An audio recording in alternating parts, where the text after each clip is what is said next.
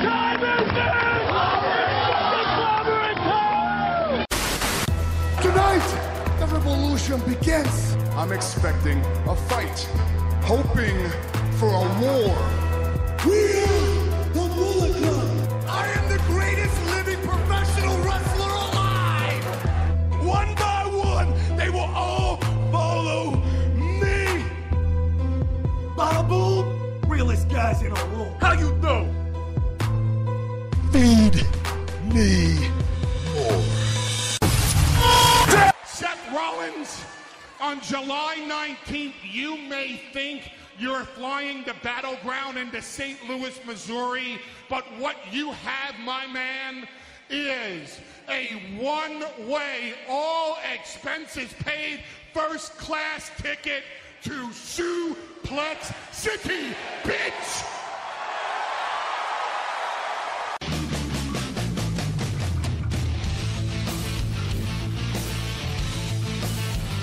Ladies and gentlemen, wrestling to the mat.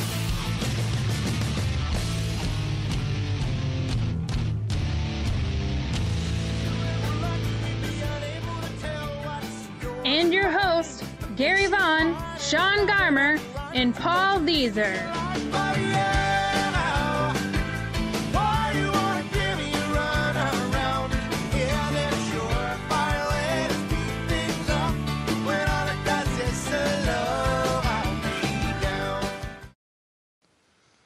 Awesome. Well, I would vote for starting with that every week. I'm just, this is Wrestle Max episode 149. Man, just next week, that big new round number of 150 is happening. But what are we talking about on this week's episode, Gary? Well, Sean, on this week's episode, we are talking about some really cool, big breaking news that we just saw this Wednesday. And that kind of leads into some stuff that we'll get into, more in depth. But it's Global Force Wrestling and TNA. That's a big topic today. There could be a merger. There could be a lot of inner workings here. We're seeing a lot of roster movements happening. So we're going to definitely delve into that world. And, of course, a lot of the other big news topics going on in the world of wrestling. Trust me, people, there's plenty of news and plenty of interesting tidbits you guys want to know about. And we'll jump into Monday Night Raw. We, of course, saw Brock Lesnar and his return and some of the other things he was, going through with Seth Rollins. So that's a big storyline there we got to cover, plus of all the other big storylines of WWE and NXT. We got the cool stuff going on there. Of course, we continue on with the Finn Balor story, and we get a little bit more about New Japan. So that's great stuff right there. As well as we are going to get into some Lucha Underground, ROH, and TNA, all big shows. Plus, you know what? Slammiversary is happening, so we've got to preview that. We can't wait to preview that because there's a lot of storylines there that I think we're going to get into and have some interesting conversations about. So, guys, we got a packed show. Lots of great stuff to talk about, and I am totally excited about jumping into this entire show. And just to let you guys know, we do have a phone number to call into, which we do have someone on the line right now. But I want you guys to know that number real quick. So, Sean, give us that number. It's 972-591-8620. We don't have him on the line right now because we stayed on the previous call from the previous podcast, it screwed up the thing. So, I just saw there was a call and I was like, okay, who is it? There it is. Hold on. Yeah. Oh. Sorry, Brandon. There was a problem where it was telling me if I answered the call the first time, it was going to hang up on everybody. Oh, okay then. I think I did the group call by accident, and that's why, so I figured it out. Awesome. Well, welcome, Brandon, back to the show. Brandon's a returning guest, and we're happy to have him tonight with us. So I'm sure you're going to want to stick around for some quick hits and some Raw, huh? Yes. Awesome, man. We'll be excited about talking about that. But, man, we covered everything we're going to be talking about. So, you know what? There's a lot of things going on in the wrestling world. So I think we should just go ahead and jump into this, guys, and not really delay much longer. So let's go ahead and get into it. And just to let you guys know, this is a little bit promotion for somebody that me and Sean are very good friends with. and he's a game developer. And so I'm going to say tonight's Quick Hits is going to be sponsored by a certain game on your Google Play Store. It is called Math Tumbler. Go check out this game. If you're a math fan, you'll love it. Even if you're not, it's addicting. You're going to want to play this game. So go check out that game if you want. That, again, is Math Tumbler. And so, guys, we are going to take a pause, and we are going to be right back with some Quick Hits.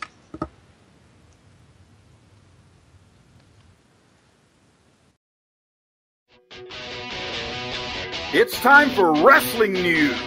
Quick Hits. God, Gary gets me every time I'm fiddling with Twitter. Sean, you and Twitter and your Twitter.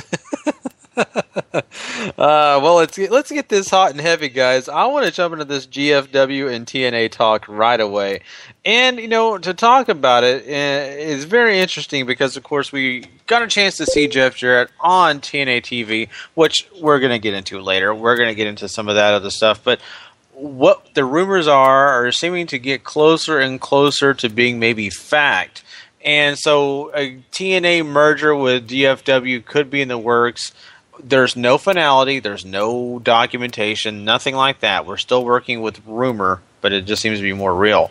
I want to know what you guys think about this. Do you think this is good, bad, or do you think this is ugly? Graham, what are your thoughts? Wrong guy. Oh, sorry. I'm thinking of the reaction still. I am so sorry about that, man. Thoughts? Yes, give me your thoughts. Take it away, Brandon. I think it would be a boost to TNA only if they used them properly. I feel like it's one of those situations like, there really isn't any direct comparison I can think of, but it's a situation where TNA has this opportunity of bringing in some good, talented guys from GFW and, bring them onto the roster and potentially use them to get the company back on its feet, basically, because as we all know, TNA has been tanking lately. So, if it works for them, that's great. And if some of the other rumors are true, most notably that Dolph Ziggler may jump ship once his contract is up, then TNA could have a huge boost. But again, it's as we talk about with TNA all the time is, are they going to use them properly? And my guess is probably not. So it'll probably be a bust. But we'll see. So this is the other way around, Brandon. GFW is essentially going to eat TNA and have whatever they want out of that. Okay then. Then, in that case, then I think it'll... unless they buy out the TV rights and everything, then... it may do something, but again, I think no matter what the company is, what the promotion is, they need to get some bigger talent, some guys that people know in order to really build a brand and even have any semblance of competitiveness. I think for GFW, this is very much about eating talent contracts more than it is about television rights, because I'm fairly confident GFW will end up on Spike TV one way or another. I still think that Jarrett to Spike TV connection is strong, and something will come out of that. But I think when it comes to trying to pack up as many of these guys as they can get on their roster nowish, or at least being able to talk to them, guys like Austin Aries, who has little to zero time left on his TNA contract, or guys like EC3, or guys who have enough on them left to still be able to contribute to a promotion that could legitimately be a number 2 depending on how well everything goes over. It's very much about trying to get that talent onto GFW. I don't think anything else around TNA is really what Jarrett is after. Yeah, totally agree on several points here. Sorry, Gary, I didn't mean to I thought since, Harry wasn't on the reaction this week, I could just, put a little shout out there for him by telling you that you botched. Oh, no.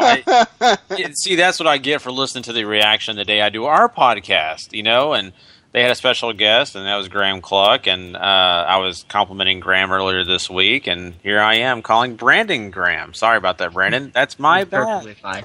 I had a Del Rio moment, so. At least you didn't call him Clark like Harry, so. Oh, I know. That's the way it works. Well, that's why the host always gets jacked on these things. We're always looking at things, and it's all messed up. Anyway. I've botched a few names myself at times, and I've actually been on live radio, so that's a bit worse. Oh yeah, happens to the best of us. Always the worst thing to be interviewing someone and go, oh crap, we just totally. Or I completely forgot what your name is. Yeah, exactly. Can you say that again, please? But yeah. Speaking, the thing with this is interesting with Jarrett and everything. There's a lot to go with this. The fact that TNA talent is going to show up on those first tapings. On July 24th, which that's really interesting now that ROH chose to do their iPay-per-view that night. I wonder if that's like a shot to make sure that some of their talent that usually show up on their shows don't show up on those TV tapings that night. That's really interesting. And especially, if you go with the rumors that now NXT might do something around SummerSlam to compete with other things. This is just funny how all this is starting to work out. But I think this is really interesting. The fact that we're having TNA talent show up on a GFW taping, that should tell you a lot. The fact that we're not having a lot of this, a lot of the talent that GFW has show up on TNA should show you a lot as well. The fact that Jarrett showed up on a TNA program in full Global Force Wrestling regalia and said GFW so many times and Global Force Wrestling so many times. I thought I was watching the wrong wrestling show. But honestly, I think this really shows you that there is a lot more going on to this than they're letting on. I have a feeling, like Paul says, that there is a big TV deal in the works here for Jarrett, and Dixie knows that if she doesn't take this, that TNA could really be in some trouble. Not to mention, GFW has talent that kind of has some buzz right now, which TNA really doesn't have a lot of buzz. You're hearing about what Low-Key already left, which a lot of that apparently might have to do with something he has an issue with Jarrett. James Storm sent out some tweets that kind of lead you to believe he might be leaving. You have Austin Aries' contract is up after Sunday, and you wonder if he's going to re-up or if he's going to go somewhere else. WWE's supposedly interested. That's a lot to go on here. And I think we can kind of chew a lot of this up in different parts here with this topic, but I just found this really interesting. And there's more to go on with this that I saw a bunch of YouTube videos that Jarrett kind of let some other stuff out of the bag that I don't think he wanted to. But yeah, and he's going to have to eventually come clean to everything, and they're just biding their time, and maybe he's letting some things go on accident. But I think you guys make a lot of great points, and we also see TNA. Maybe they've lost other guys. Sam Shaw. We got somebody else calling in here. Welcome to Wrestling the Max. Who is this? Hey, Sean, it's Chris. Hey, Chris. Hey, Chris. Sorry, I forgot you have that other number. we never know. It's always a mystery here. I'm an enigma. So. I know, right? Just don't paint your face too many times because we want to know that your eyes are open. But anyway, we are going to get into this with Chris as well since he's here to join us. We're talking Global Force Wrestling and TNA, a merger. What are they doing here? Sean just mentioned a few guys that have left. Low Key's apparently gone from the company now. James Storm possibly could be leaving. We do know for a fact that Gunner is gone, and Paul cried a little bit over that. Here's the Gunner, maybe. Yeah, it's Sam Shaw, one of my favorites, is gone as well. So there you go. There's a few already gone, and of course everything you saw on Wednesday night, Chris. So what are your thoughts? Well, Gunner, I probably won't cry some tears over, and there's Sam Shaw. He was the guy at the Dexter gimmick, right? Yeah. Essentially. So he's off doing as a lumberjack right now. Is that how Dexter ended? That he was a lumberjack or something like that? Is that what Sam Shaw is going to be, like a lumberjack? Maybe. To fulfill the gimmick. But low-key, I'm not surprised. He kind of has a bad reputation of kind of screwing some companies over. And I heard that him and Jarrett don't see eye to eye, so... Well, he is pretty short, so... Yeah. God, Gary. Thank you, Gary. Just stating the obvious. And with James Storm... I'm honestly not too surprised. I met him like 3 months ago, and we chatted a bit about TNA. He didn't seem too... Meh. Yeah. He's like, move on. He was very open about his feelings on TNA. It made for a very interesting conversation. Oh, wow. Like I said, it's very interesting, these roster moves. But what do you feel, Chris, overall is happening here? We've had some little discussion here.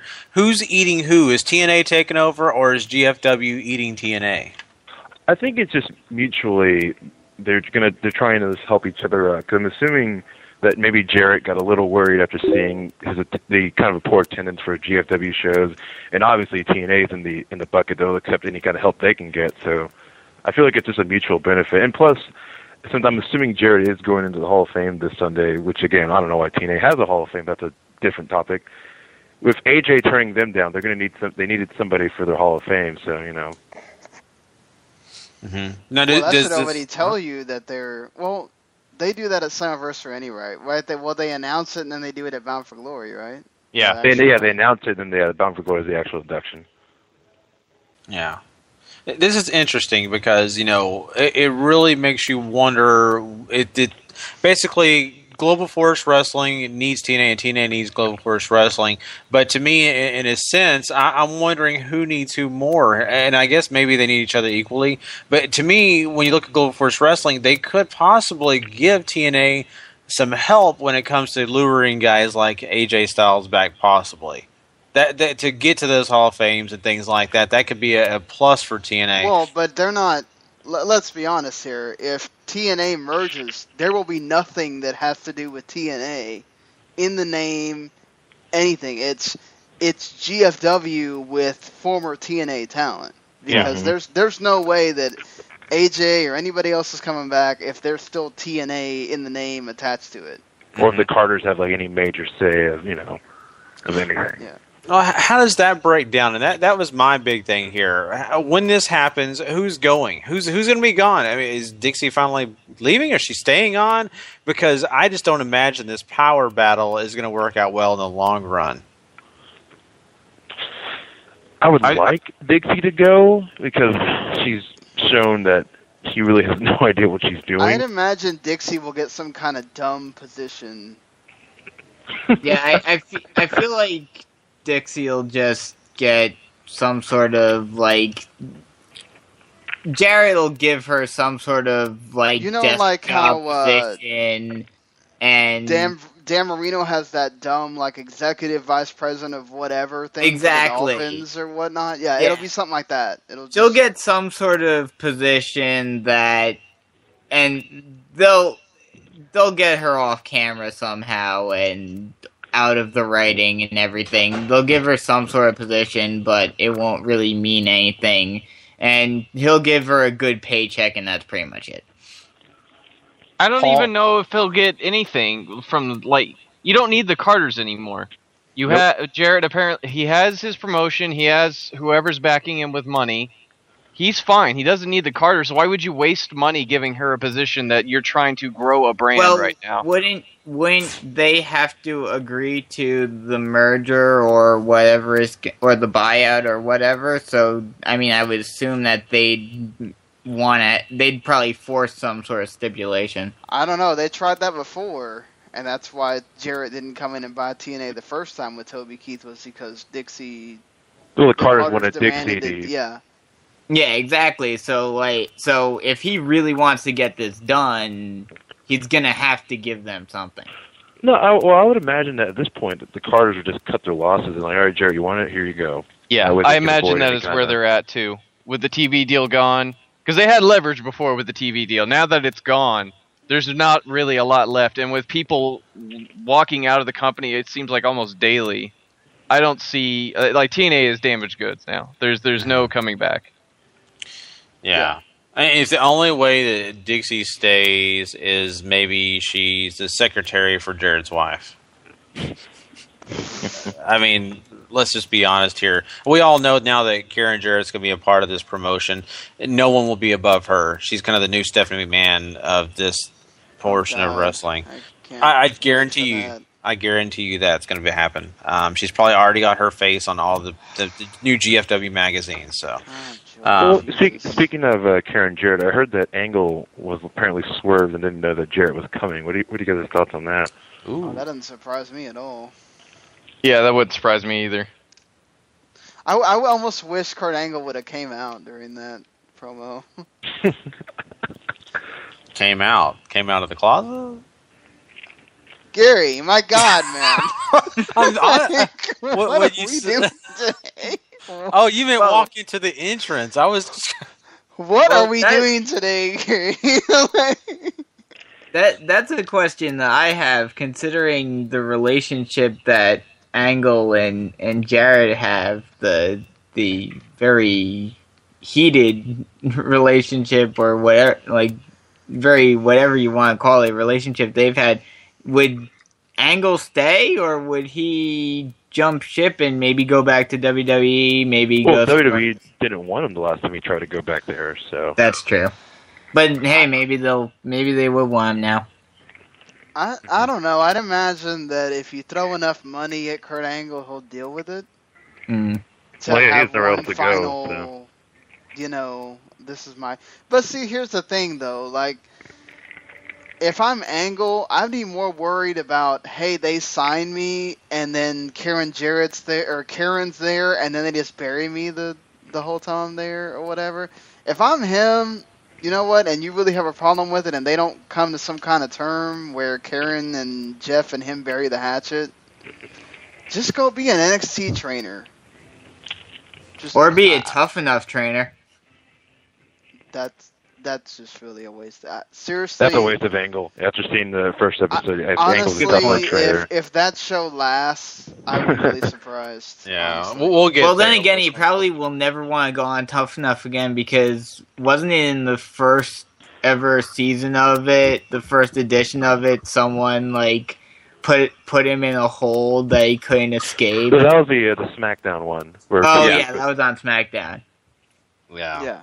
So, I mean, there's a lot of stuff. We don't want to jump into Tough Enough. We're going to definitely talk about that. But you know what? Looking at this whole situation, though, and everything that's involved, I want to ask you guys this question. And Brandon's already brought it up. Dolph Ziggler could be up his contract, and he could be moving on past, WWE, since they're not giving him exactly what he wants. And, hey, a lot of people would say deservingly so.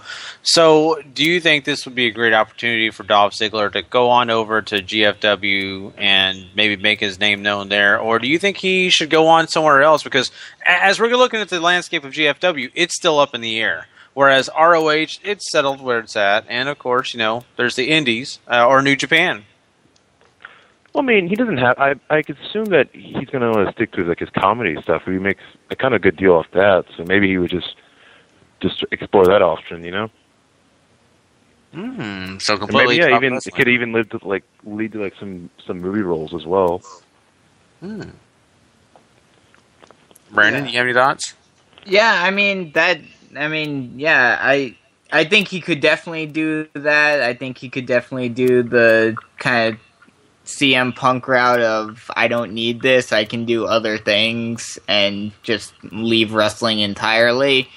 But if he were to stay, it would depend upon what he wants, because I'm not sure when his contract is up, but depending upon that, the deal may be done between GFW and TNA, so they may have a TV contract by then, and if they do, then the company might be stable enough and it may be growing to where he says, okay, I want to come and help build this, which that would be a huge boost to the new hybrid group, the new hybrid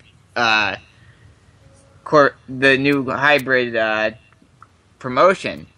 So, or he could, as you said, he could just go to Ring of Honor, depending upon what he wants to do. It all depends upon what he wants out of it. If he's focused on money, if he wants to, get bigger matches, if he wants to, whatever he wants to do. I mean, it's still kind of up in the air. So it'll be definitely interesting to see what happens to him. And I think if he does, if his contract does get is over when GFW and TNA combine and they have a TV deal and he decides to go there, it would be a huge boost for them, because that would be a guy that they could easily push really quickly. And I feel like it would be kind of an opposite effect of WCW and WWF back in the Attitude Era of, this is a guy that WWE isn't using, that has talent,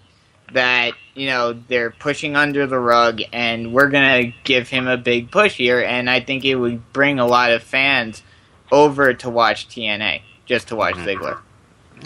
Yeah, it's true. And Paul, I mean, we also have the rumors out there that Japan, of course, New Japan, are looking at Dolph Ziggler as well. Do you think New Japan or any of these other promotions are a fit? If he goes to TNA, first off, he's absolutely silly to do that. If he signs with GFW, that's a much better idea. I personally think Ring of Honor might be the best fit if he's looking for a place around here. It fits his style, it fits what he's about. I think Ring of Honor could use him in a lot of different ways. And he would be right at home with an audience that is familiar with him and wants to watch him. I think when you go to Japan, it's going to be a very different experience for him, and I think he would do well. I just don't know if New Japan really has a place for him right now, unless they're going to make him, in the Bullet Club or something like that. And even then, the juniors really need help right now. He's not going to wrestle as a junior if they bring him in. No, I don't see that.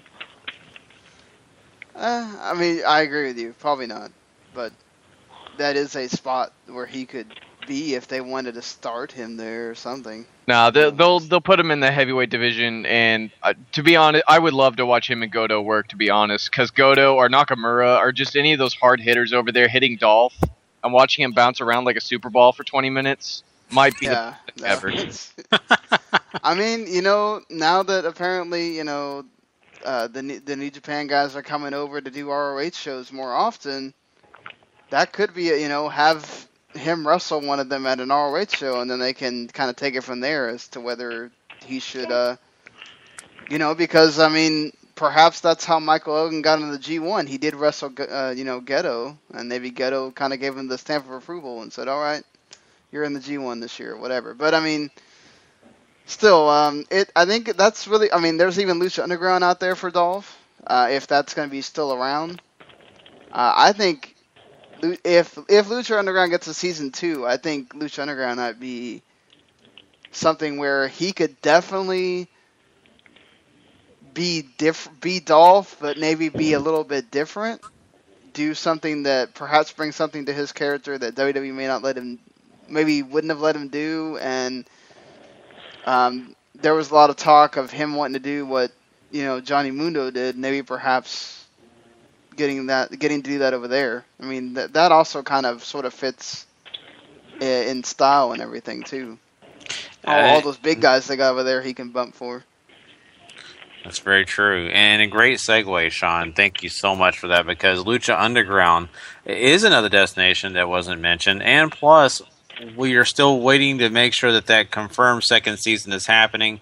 There's been lots of situations where a lot of their guys, can't really get booked unless they know they're going to have a second season. And if they don't want to get, booked up with other places and then have to come back to Lucha Underground. We're seeing that problem with Hernandez. That's why you guys got a chance to see him on this last episodes of Impact, because, hey, he appeared because he don't know what he's going to be doing in September yet. He has no idea if he's going to be booked in Lucha Underground. So, there's a situation there. They're in a situation where they could be losing talent. So gaining talent may be an issue too if they've got these problems. But I think Dolph Ziggler would be awesome in any of these promotions. I think he could work well anywhere he goes. Looking forward to see what he does. Something else we want to mention too, guys, is the fact that, WWE has these video games coming out every year, and one of those is 2K16 coming up this year, and it is going to be a bigger, badder roster, 120 characters compared to last year's 67. I want to know, we keep talking about all these different things, promotions and stuff. Now with a bigger roster with this video game, do you think this is going to be a better game than ever this year? I would hope so, but, what I would love to see, I know they will never do it, because it's just the way WWE is. But I would love to see them come out with a game that combines the best of everything and just bring out. Obviously it would have only the top guys, but bring out a best of all eras game, because I didn't buy 2K15 because they didn't have, other than the really big guys, and other than, other than Sting, he was the one exception because they just signed him. They didn't really have any of the older guys, and I liked being able to do, a three-way WWE, WCW, and ECW universe mode. And so I'd have to create just about everyone in order to do that. And, this bigger roster, it'll be cool to see. I don't know, have they announced who's going to be in this bigger roster? Is it just going to be modern guys, or... No, what I would imagine is that there's going to be a lot more... So it's 120 unique characters. We're not even talking about having 4 versions of Triple H and 5 John Cenas and whatever. But so we're looking at possibly an expanded Legends roster. I would hope so. Probably looking at the entire NXT roster will make up a lot of that number. And then you'll have, instead of having the 5 NXT guys, you'll have most of the NXT roster, and then you'll have the WWE roster as well, along with however many legends that they choose to put in the game. So I just liked 13 and 14 when they had a lot of legends and you could do older things, and I'd want them to continue that, and I wish I could combine 13 and 14, the best of both worlds, having all of the big Attitude Era guys like Road Dogg and X-Pac and all those guys. And then you also had the WCW guys because they joined on later on and were in WrestleMania. Yeah, and I believe they're supposed to have a Attitude Era special part of this game. There's a special Stone Cold, I think, is it's one of the things for this year. Mm-hmm. Yeah. So I'll just have to wait to see more of. Yes, the expanded roster definitely is cool, and I'm definitely looking forward to see who is on that expanded roster. But it's one thing if you put if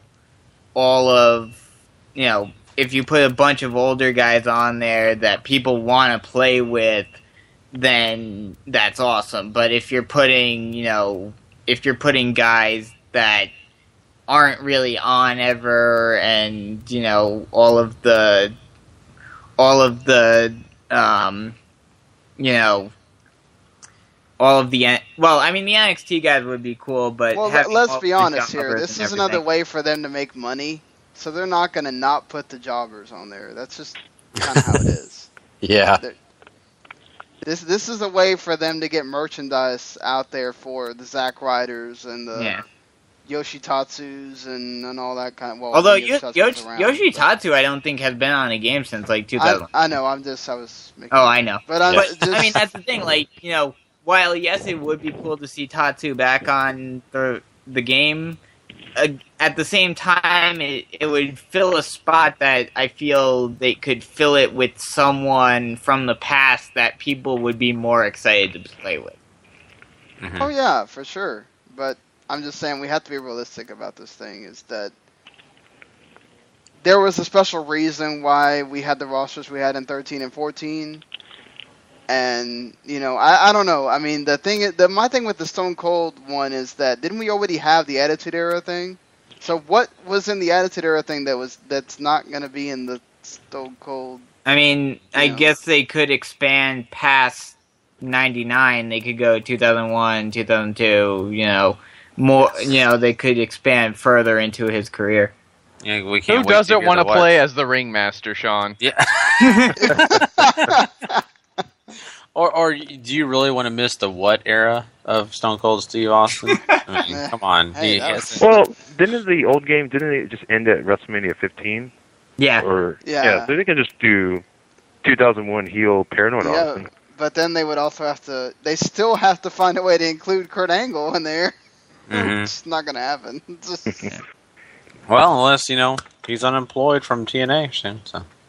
Oh, I guess that's possible. That's possible, so. He'd still be DLC by then, though. I could easily see, I mean, I don't know if Angle would want to do this, but I could easily see WWE signing him just to be able to put him in the game. I feel like that was half the reason why they signed Sting in the first place. They basically, I mean, they've only used him once. They signed Sting so Vince could beat him in his only match. That's true. Well, apparently, according to certain rumors, Sting has other pay-per-view dates. They're just, not letting you know which ones those are. So he can lose to Triple H on those ones as well? Well, either that or he's going to let, Kane beat Sting, and then Sting's going to beat Bray Wyatt. One of the two. Yeah. Or the Big Show Sting. Yeah. Everybody beats Bray Wyatt, so that's okay. Mm-hmm. Exactly. So, anyway, let's move on past video game talk, though, because there's other entertainment news within the business of wrestling that we need to jump into.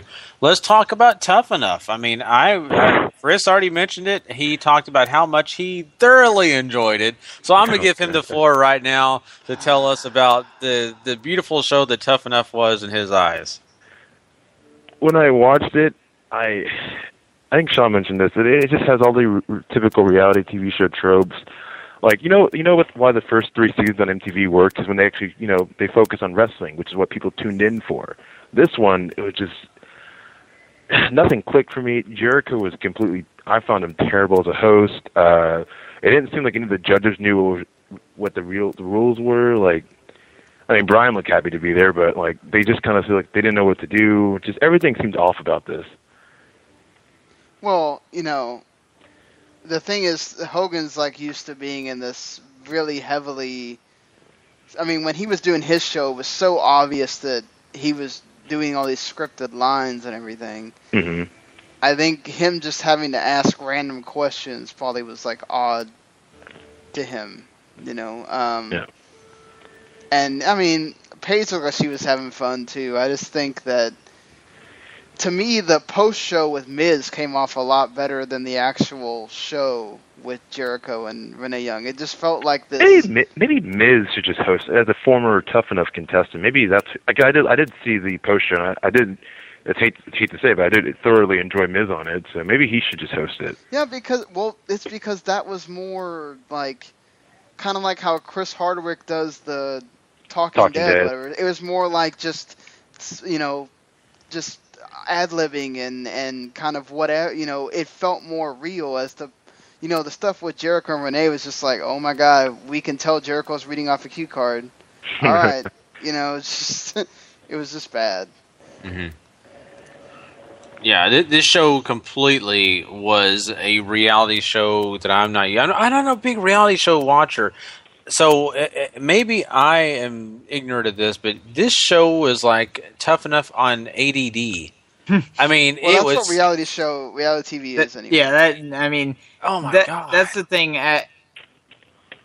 As you guys said, I mean, back when it first started, you actually felt like these guys. It was a true competition to see who was the guy that was going to get the contract. Whereas now, it just, as you said, it just feels too much like a reality TV show, and you gotta focus on them going out to drinks and having little catty feuds, not on the actual wrestling. Now it's like the Real World meets American Idol or something. Just yeah. Maybe once they get out of showing us them doing cardio, it might be more interesting. Yeah, well, I'm sure there will be more interesting things. When you always begin these shows, you got so many contestants, you've got to showcase everybody. Once it breaks down, it should be more entertaining, I think, because of the fact you'll get in depth with things. But, Paul, look at this. To me, I watched this, and it was like, oh, we're going from here to here to here. They're back to live studio, back to film, back to live studio, back to here, back to there, and then we're going here, then we're going there. Oh, my God, I just wanted to say, slow it down. I remember the old Total Divas is, too. I don't watch Total Divas, so I guess I'm so ignorant of this. But I'm just saying, this is crazy to me. What were your thoughts, Paul? Total Divas is a much more concentrated cast. This was, and I've only watched parts of this, so you're going to forgive me, but this was the episode where they're cutting down from 40 to 12, right? No, this is the 13. This was the first one with the actual 13. With the actual 13, okay. So then I don't know if there's an excuse for it or not, because I can imagine because I thought there was the 40 to 13 episode, and if it was that many, I could understand it, because there's so much you have to accomplish. You're trying to introduce us to all these people, and then they're gone. Yeah. Yeah, with this, so I guess there's not really a ton of excuse. I don't know. It's the trailer did not grab me. Nothing really grabbed me. There's nobody left that really snags my attention either. They're just sort of, I don't want to say stock characters, but there's nothing. It like you guys said, it's complete reality television that doesn't really do anything for you. It just doesn't help at all that it's like, okay, we have this live thing, and then it's really just American Idol with wrestling on it. Like, they go to this prepackaged thing, then they come back to Jericho and Renee, then they go back to the prepackaged thing again, then they come back to them to do the voting. Then the voting takes literally 5 minutes. They do the voting, they tell you who lost, and then you finally get them on the stage to talk. And that's it. And it's too much of coming back live, going there. Coming back live, going there. Where like the other Tough Enoughs, it was like watching this thing that progressed the entire time. And there wasn't this, like, having a narrator telling you what's going on. And then watching this show too. So it's just... I guess the first Tough Enoughs felt like sort of like they do some of the Teen Moms and the Real Worlds where it's just concentrated on them, and this felt more like The Voice or whatever, you know. And it's just weird for Tough Enough because that's not what we're used to. Yeah, we're definitely not, and it's just. Man, it's just too much right now. Hopefully it gets better. I'm really looking forward to being better. Brandon, did you think the right person lost, though? Did you think Hank deserved to lose? Well, I actually didn't watch it, but so I wouldn't know. But just with what Sean was saying, it just, like, that's the problem that I see with WWE just in general now is, I forget, I think it was like, in April or something, they said it was the beginning of a new season of Raw, and it feels like, obviously, wrestling has always had this aspect because it is staged, but, like, it just feels too much like a regular TV show now, and, like, it doesn't feel like old wrestling that did. Mm-hmm. Yeah, very much the truth there. And one other thing, though, interesting about this first episode of Tough Enough is that it did go over 1 million viewers, but, the 2011 version of Tough Enough did, average about 2.4 million. So that's something else that we got to look at and kind of wonder. I mean, Bill DeMott may be a ratings drawer, and maybe they made the wrong decision. Well, the other one did debut during the WrestleMania season, so that certainly helped. And it was also more traditional Tough Enough. It was not reality show Tough Enough. So I guess it just proves that King Ass still doesn't draw. Oh, you gotta love it for sure. Hey, King Ass has a better ring to it than King Barrett. So. And was better booked for a little bit too. Well, you know what? We also got to talk about something else, guys. This is interesting.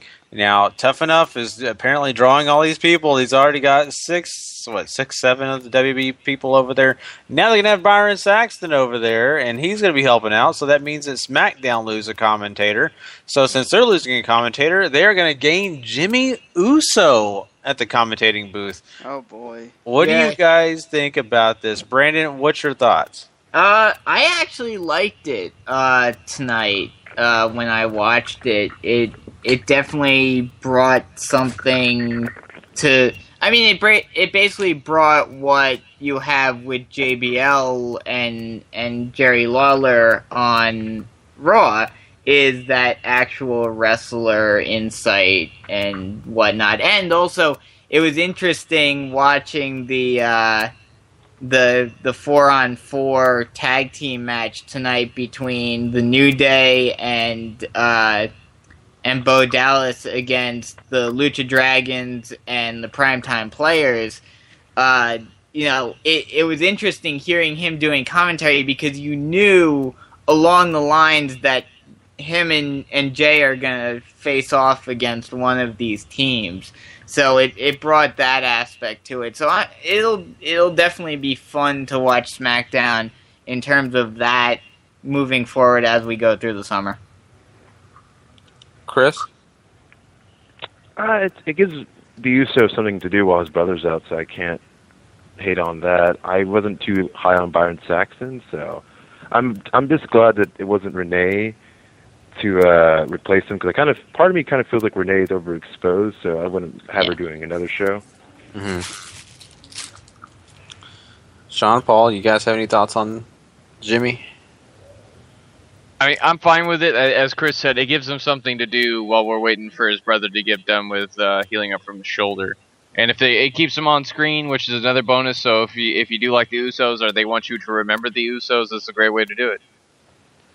Yeah, Jimmy is, I guess he is again, because Naomi's now a part of Total Divas again, but he's actually one of, the funnier parts of Total Divas. His personality comes out a lot on that show, so I haven't gotten to watch SmackDown yet, but he, if he's just as funny or gets to say lines like he does on Total Divas on SmackDown here and again, I think he'll do just fine. I think he kind of works in with that new audience, the younger audience, the teen audience or whatever. He definitely had some nothing really too memorable, nothing that really popped in my head, but there were a few moments that he was kind of funny tonight. So as I said, I think he'll definitely be a plus to the commentary booth, and as both of you guys said, if it keeps them in the mix and keeps them on TV and keeps them relevant, then that helps them as well for once Jay does come back. Mm-hmm. Very much so. Well, guys, we'll have one last thing we're going to jump into, and then we'll be done with some quick hits. The last thing I want to talk about is some of these injuries that are happening. We know, of course, we saw Tyson Kidd is going to be out for about 16 months. That's a sad, sad thing. You know, this guy is so talented. We all hate that he's going to be gone. Another guy that's going to be out for quite a bit is Eric Rowan. Now, this is a big deal because him and Harper were supposed to be getting, you know, some movements over to getting the titles. The tag titles is the ones I'm talking about. And, of course, you know, that's going to be up in hiatus to see when that does, if that ever happens for him now that Rowan's gone for a little while. So I just want to know, you know, what's your guys' thoughts on this? Is this a tough thing with Rowan being injured like this, or do you think that they can go in a better direction, a newer direction, and be okay? Chris, what were your thoughts about this? No, that sucks for Harper and Rowan because I was assuming that that was probably the reason why the Primetime Players won the tag titles to transition the belt onto them to maybe a possible. I know there's rumors of maybe a Dudley's Harper and Rowan match, so maybe that's probably off the table now, but maybe they'll actually push Harper in this a good singles mid-card heel. I'd love. And with Tyson Kidd, 14 months is a long time, so that sucks for him. And again, maybe his loss is possibly Cesaro's gain of a push. I mean, I know he's Swiss, but you know. Right.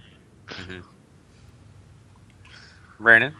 Yeah, I mean, Tyson Kidd just can never seem to catch a break. I mean, he's up and then he's down, and, you know, he goes from NXT to being with Cesaro and being the tag team titles holder and getting a push, and then he gets injured, and he just never seems to get any sort of luck. So I feel bad for him, but yeah, I mean, it's definitely something. I mean, a couple of years ago, we thought when Cesaro won the first Andre the Giant Battle Royal that would develop him into a big push and a main eventer, and it just never happened. Oh, you silly man. Yes, I know. That was just one big thing that they did, and I don't even know. I thought it would have given someone a push, but apparently not. But, I mean, yeah, hopefully this is something that that they'll allow Cesaro to do some singles things, maybe give him the Intercontinental title or something, and giving him a little push on his own.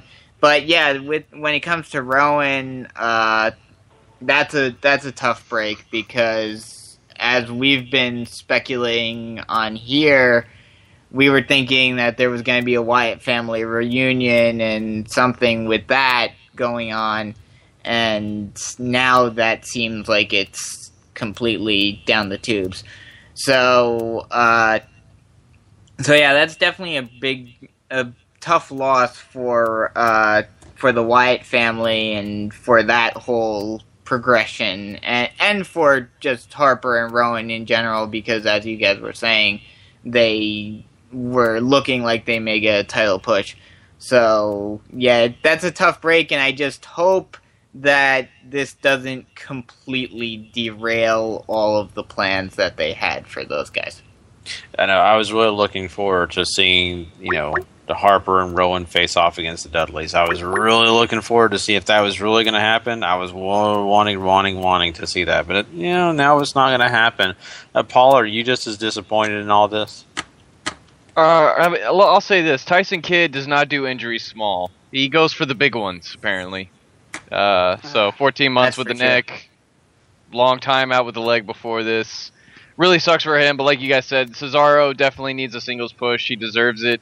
I think they could do something much more entertaining than whatever the crap they're doing with the Intercontinental title right now. And at least make him a part of it, and try to keep and do something with him and not bail on it early like they did with the Battle Royal win. It certainly sucks for Rowan, but you can still do a Wyatt family reunion without him. It's not like he was this like vital, super duper necessary portion of that family. So if you're gonna do the Ascension, if you're gonna do Bo Dallas, you have more than enough pieces to pick up the slack for you missing Rowan. I would agree on that. You could definitely do without Rowan. I'd love for them to bring that Luke Harper versus Cesaro feud that's going on main event to the SmackDown at least, because yeah, those two in a match, I can watch that for a while. Mm-hmm. It's gonna be awesome. For sure. I think that you guys bring up a good point. Putting Bo Dallas involved in the Wyatt family if they're going to do a Wyatt family reunion. I'm okay with it more and more as time goes on. I think they'll do some things, and you can still have Rowan there. He's injured; he can't do anything in the ring, but of course, he could be somewhere. Make appearances, but not actually get into physical altercations. So we'll have to see. And I mean, it's just like you said, Cesaro him and Ryback should be feuding right now. Just not Miz and the Big Show, but. I mean, hey, Cesaro was one of those guys that got a really good match out of him, so, I mean, why not? I just don't... Cesaro should really... Vince should really give him an opportunity to... Give him one more opportunity to see if he can really do something on his own. I mean, I know he doesn't think that he has any charisma or whatever, but... Because he's Swiss, that's right, yeah.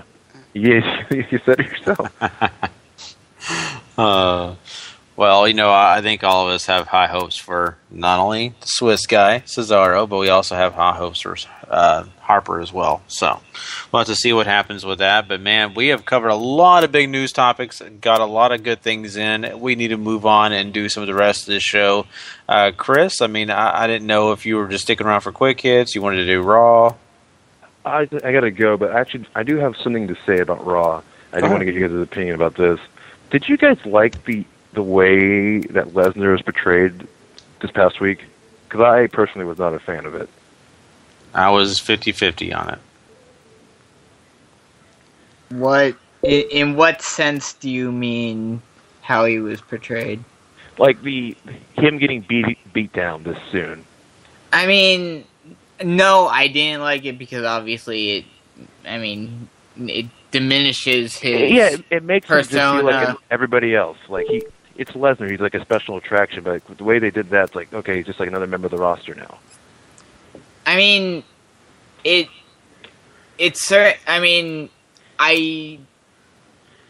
think if they, I understand why they did it because it was showing that the Authority is back in control. They're together again, and I mean, it's not like he got beat down by just Seth Rollins and J&J.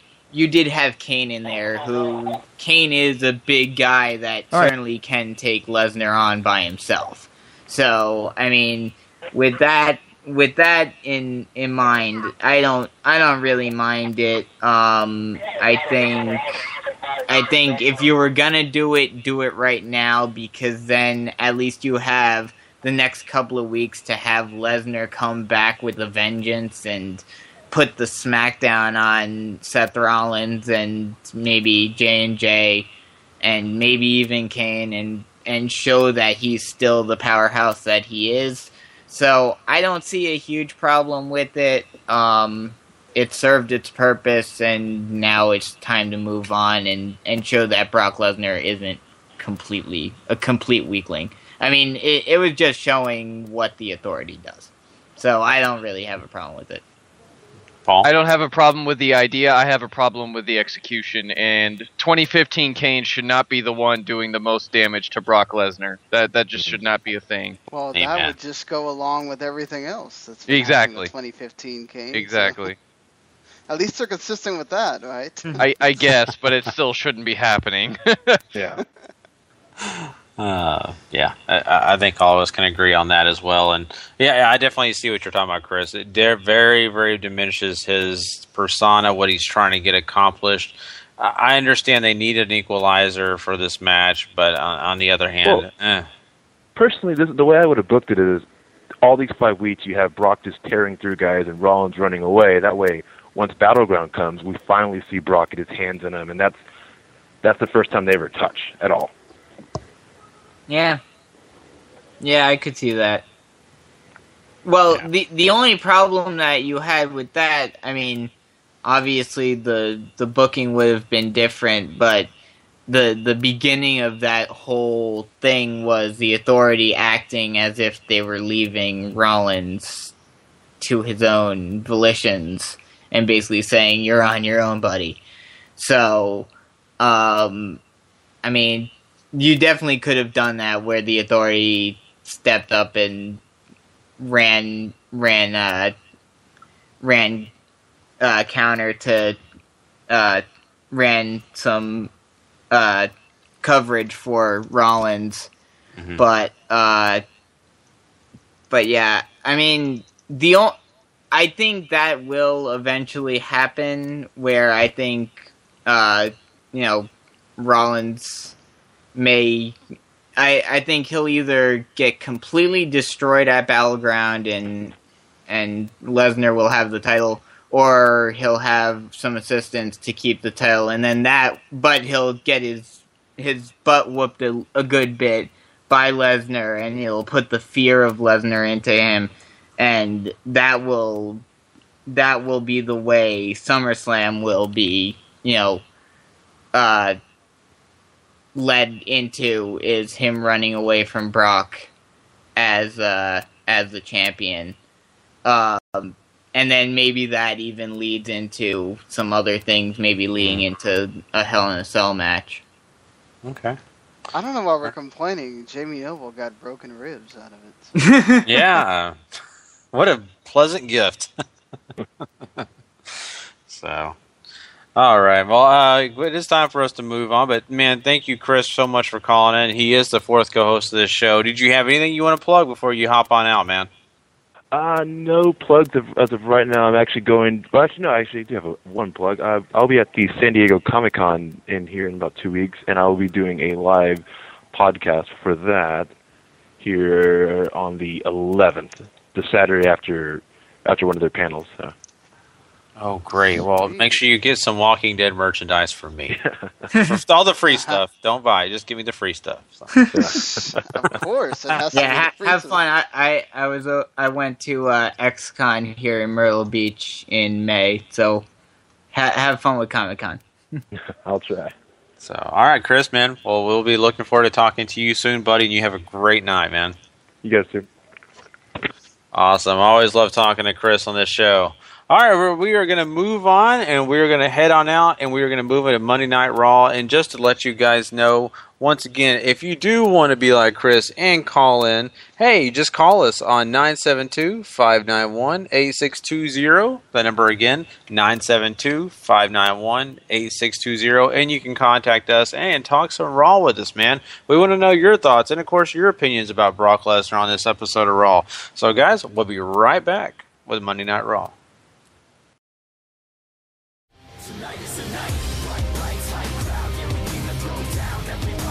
WWE Monday Night Raw. Alright, this Monday's Raw was live from the Bankers Life Fieldhouse in Indianapolis, Indiana. Fonte was apparently sick, or he would have been representing over there. So we start the show with Paul Heyman and Brock Lesnar.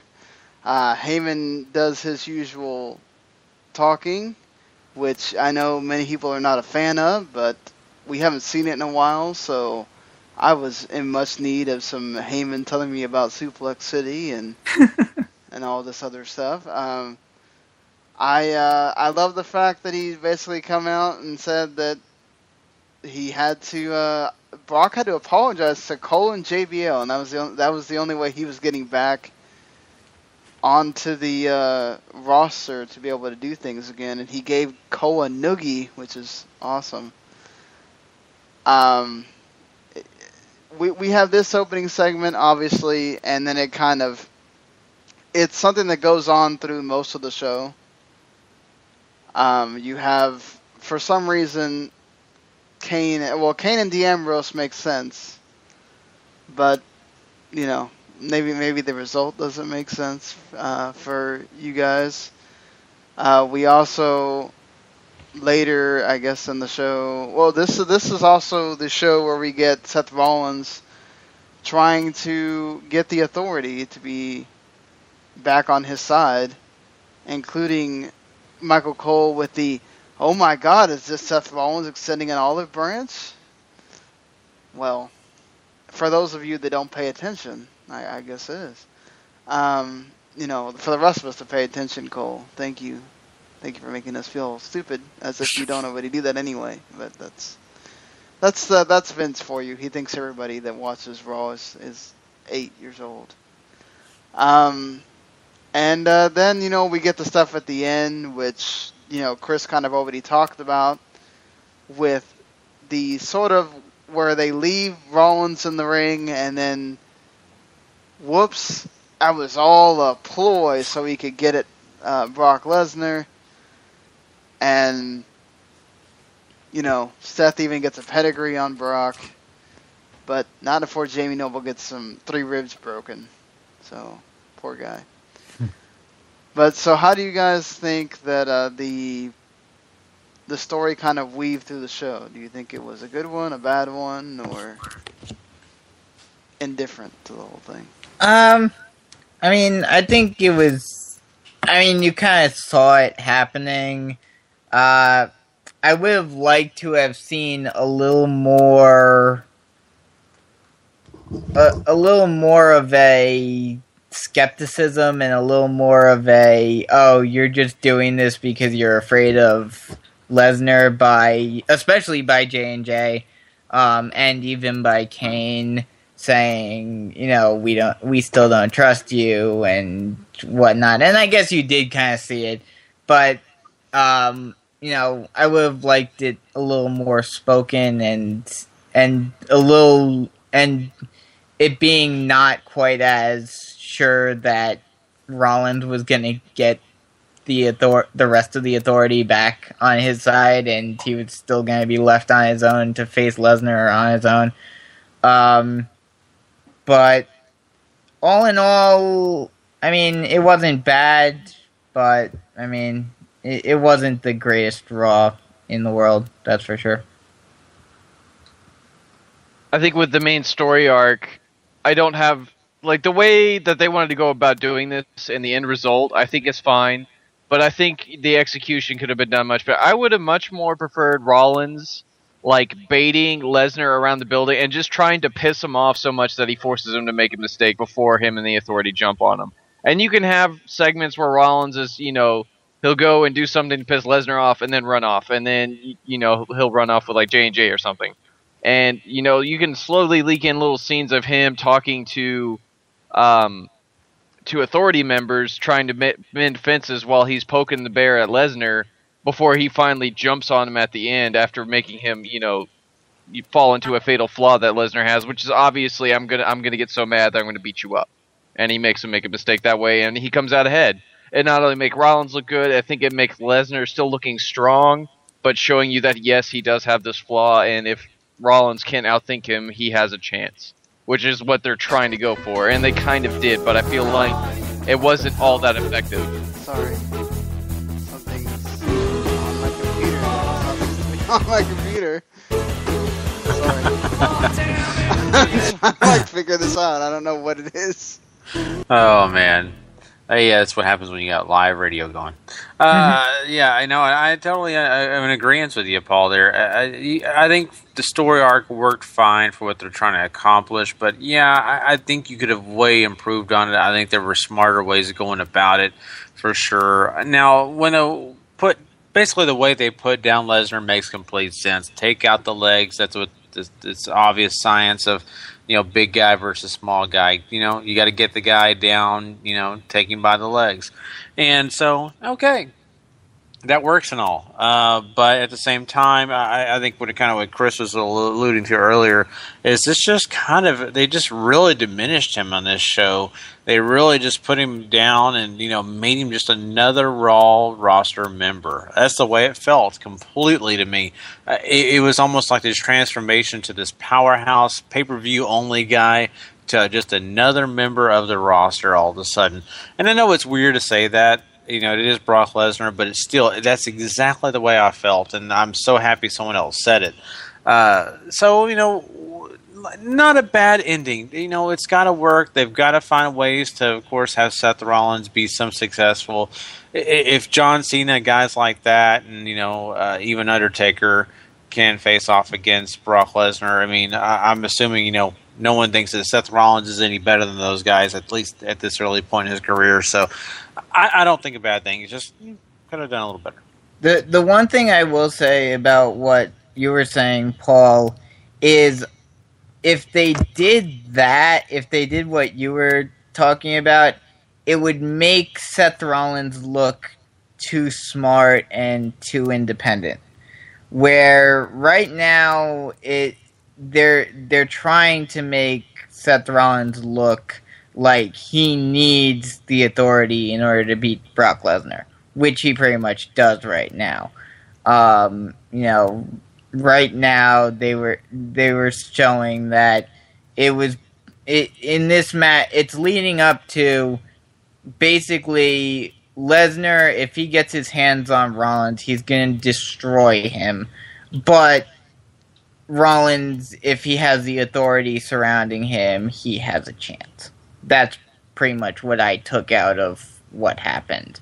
Yes, it does diminish Lesnar a bit because he did get manhandled, not entirely, but he did get being up a good bit, and he got the pedigree on him and whatnot. But it shows that in order to beat Lesnar, you need the advantage of numbers, and you need those sleazy tactics of the authority. I'm all for sleazy heel tactics, but with Rollins, the build-up is supposed to be that he's supposed to have this match with Triple H at SummerSlam. And if that's supposed to be the payoff at the end of this, then having him look like $1 million and making him look that smart, like he might be on Triple H's level, doesn't that just add to his next feud that he's got coming up? Yes, it would, but I think they're gonna start I think something more than likely will happen leading up to. I think something will happen at Battleground that will completely destroy the relationship between him and the rest of the authority, and then he'll be left on his own, and then you'll start seeing his ingenuity and his conniving more leading up to SummerSlam. Why can't we do that now, though? Why can't we have him do that and mend fences, even temporarily, with the authority? You can still have him blow up at Battleground for all I care, but this way you keep the shine on Brock Lesnar as long as you can before you have to take it off of him. And you can build up Rollins at the same time. There's a smarter way to book this that WWE either didn't think of or decided not to do. Yeah, I mean, I just think that they're still trying to show that Rollins needs the authority to beat Lesnar. I think that's what I took out of it. All right. Yeah. So, sorry, my computer's deciding it wants to go slow for a little bit here. Some of the other stuff on this show, what do we think about Kane beating Dean Ambrose? I mean, I know Dean's kind of back to doing sort of nothing, but it's still the guy that was just facing Seth Rollins. Yeah, so. It destroys any momentum that you had. Mm-hmm. Yep. And he basically puts Ambrose back into the upper mid card.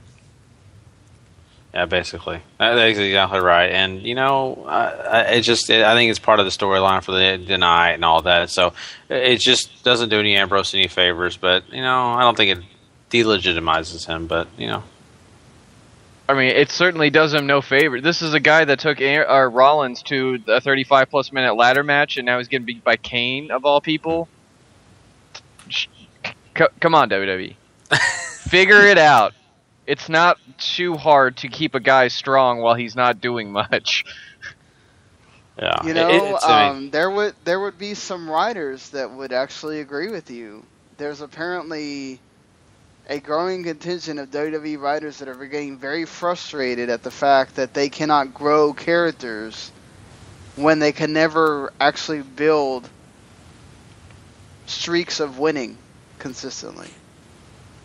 So what do you know? Ones who are frustrated with this? Holy crap! Hey, hopefully it'll get some changes. No, I don't think it gets changes because Vince doesn't care who's mad at him because he's Vince, and well, that's true. he doesn't. Oh my god, I don't understand how a layman can see that you look stupid when there's constant back and forth winning and losing. No one is getting out ahead when you just get, oh, this guy won. Okay, well, tomorrow this guy won, and then this guy won, and then this guy won. It's like, okay, when you're having, like, the big pay-per-view bouts or whatever, like John Cena and Kevin Owens, you want to have a 1-and-1, okay. But if you're having matches with these guys every week on Raw, like, there's nothing going on if Dean Ambrose wins again, or barely loses Seth Rollins, but then he gets beat by Kane, and then he beats Fandango tomorrow, and then he loses to Zack Ryder, and it's like, no one is going anywhere. Do something to where your wins make people feel like it matters, and they go somewhere in an upward trajectory. The 50-50 booking does nothing for no one. I don't understand how they continue to think that this does something for people. It is boring, for number one. Number two, it tells your audience that they are stupid and that none of these matches matter. And why should I watch your show if nothing that happens on your show matters? Yeah, I agree. Totally. And, it makes you feel like it every week you watch. And I'm really disappointed at times because I think, man, they're getting a guy going. He's looking strong. And the next thing you know, they flip the switch on you. It gets kind of tiresome. And it's hard to latch on to any character in the show. It really, really is. So, it's a big deal. You have to give people a reason for why they're doing things. Mm-hmm. Well, yeah, and it's pretty much destroying Raw because you don't have that same anticipation of, okay, how are they going to continue this? You know that even after a pay-per-view that nothing is really going to change, and the same old thing is going to happen no matter what. Yeah, it's just, I know I shouldn't waste my breath talking about it because it's falling on deaf ears, but it's just like, I wonder if some of these, like, older children can see that this is dumb. Mm-hmm. Like, I wish that they could, like, poll their audience sometimes on these issues that really matter. And well, but that's the thing. They don't really care as long as they're getting the attendance and they're getting the ratings and everything. As long as people are watching and going to the shows, they could care less if people like it. Yeah. I mean, if people actually, their TV ratings would reflect if people didn't like it. But that's the thing, we all watch Raw regardless, so... Yeah. I will say, because it was so weak this week, I think I only watched like half of it. Yeah. I mean, it's just something that, we've talked about, probably every podcast on Earth has talked about, that, it's not a no-brain situation, that you have to continue to have somebody, have a point. Like, there has to be a start and an end to what you're doing. And there has to be, I feel like there has to be a reason for something to happen. Like, I feel like there's so many just bland matches that they just put together haphazardly. Like, okay, the reason why Roman Reigns loses to Sheamus is because on SmackDown, because Bray Wyatt distracts him. Okay, you know what? It's lame. We get these distraction things all the time, but at least there's a storyline reason as to why Roman Reigns lost. There's a storyline reason why Roman Reigns leaves the match because he thinks that Bray Wyatt has his daughter there next to him having a tea party. I mean, like, why can we not think of reasons as to why these things need to happen? Now, granted, yeah, there's filler matches, and that's fine. You're going to have them. But it just feels like, okay, let's take King Barrett, for instance, okay? So he has this thing with R-Truth going. He loses to R-Truth in 22 seconds. Then he goes and beats Zack Ryder the next week to get his heat back for no reason. And then, what? He's going to, like, lose to some other stupid dude in 2 minutes on the next show, and it's going to just do nothing. It doesn't do anything for R-Truth. It doesn't do anything for King Barrett. All it does is make everybody in the entire thing look stupid. And you instantly do not care about what is happening in the future. They can make the stupidest thing important if they give you context to why it's there. Oh, yeah. Just, yeah. I mean, that's how it was, back in the Attitude Era. Everything had some sort of context to it. Every match had an importance to it. Now it's like, I feel like, especially ever since Daniel Bryan disappeared, I feel like other than the authority against Lesnar / the remainder of Shield, Reigns and Rollins, nothing else. And I mean, the Owen Cena thing has had its whole storyline, but besides that, every other storyline has been very bland. Nothing has really had much character or much development, so you don't really care about the mid-card at all. Yeah, well, that's another problem they've had for God knows how long. But anyway, I kind of mentioned this. Sheamus and Roman Reigns probably had the best match on the show. Mm-hmm. And then we continue with this thing with Bray Wyatt. I talked about it, that it would behoove WWE to continue to get closer and closer to whatever that line is that they don't want to cross, and keep making Bray Wyatt increasingly get more creepy as the weeks go on, because it continues to make you care about Roman Reigns. Yeah.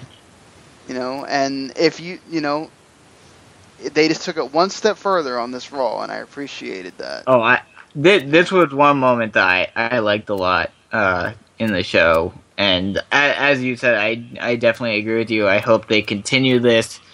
I hope they continue this every week. Pushing this rivalry and pushing the creepiness of Bray Wyatt. Maybe even do something kind of similar to what they did a couple of years ago with him against John Cena with the kids. I don't know if we should go that far because the kid thing kind of got a little lame after a while, but I do. It's different when it's his opponent's child. Well, that's what I'm saying. Kids, maybe that would be different, but I see what you're saying, and it's a neat. I doubt it will happen too. At any rate, Sheamus, Roman Reigns had a really good match, very hard hitting. I appreciated their effort there.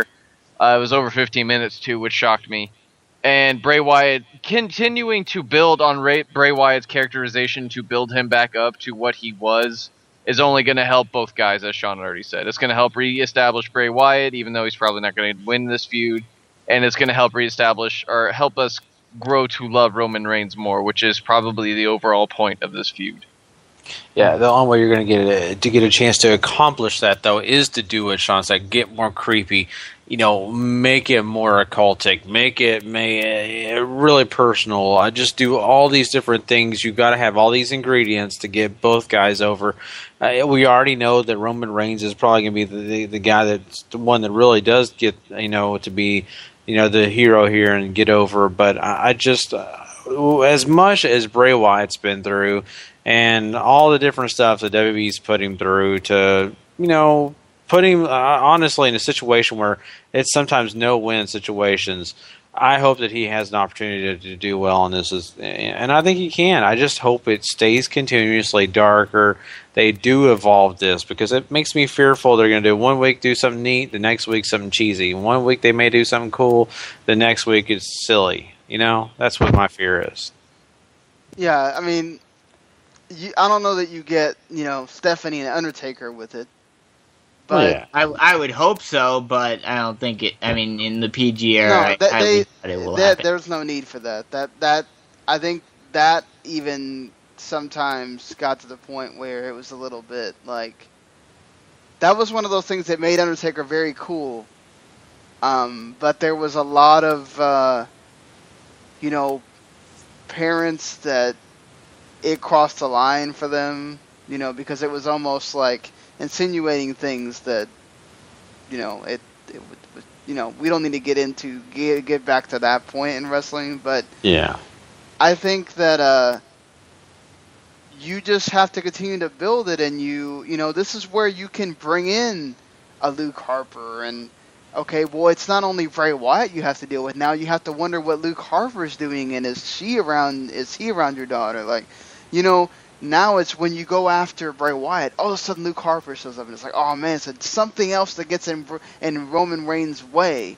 That like, oh man, now Bray Wyatt took off with her again, or whatever it is. You continue this story, and you keep putting things in Roman Reigns' way, so that when you get to the battleground, you just want to see Roman Reigns beat the living pulp out of Bray Wyatt, and then even if it's a 1-month feud, you accomplish two things, like what Paul said. You've reestablished Bray Wyatt. I don't know where you go with him from there, but now you have brought Roman Reigns into this different feeling where now it's like, oh man, he's just like us. He has a daughter, just like everybody. Two of us here in this very podcast, like we can feel for Roman Reigns, and so many other people can feel for Roman Reigns, and it's just they're going on a right track with this. I hope that it just doesn't go bad after. Yeah, I agree. And it tugs at your heart. You're rooting for Roman Reigns for sure, and that's what that's the whole objective is to get people to root for Roman Reigns, right? Get away from that old Royal Rumble scenario and get him back on track and get people rooting for him, and oh man, his girl's getting it, she's been abducted by Bray Wyatt and things like that. And I think darker isn't what Sean said. I agree. You don't want to do the Stephanie Undertaker stuff, but you do want to get darker. You do want to find a way to maybe have a situation where the next week he says, oh, I sent Rowan off to take her on a trip. That's why Rowan's not around. And then you could just say, well, she's okay. I sent her to Uncle Peterson's house, and you have a picture of Adrian Peterson. Oh, things boy, like that. Gary. Seriously.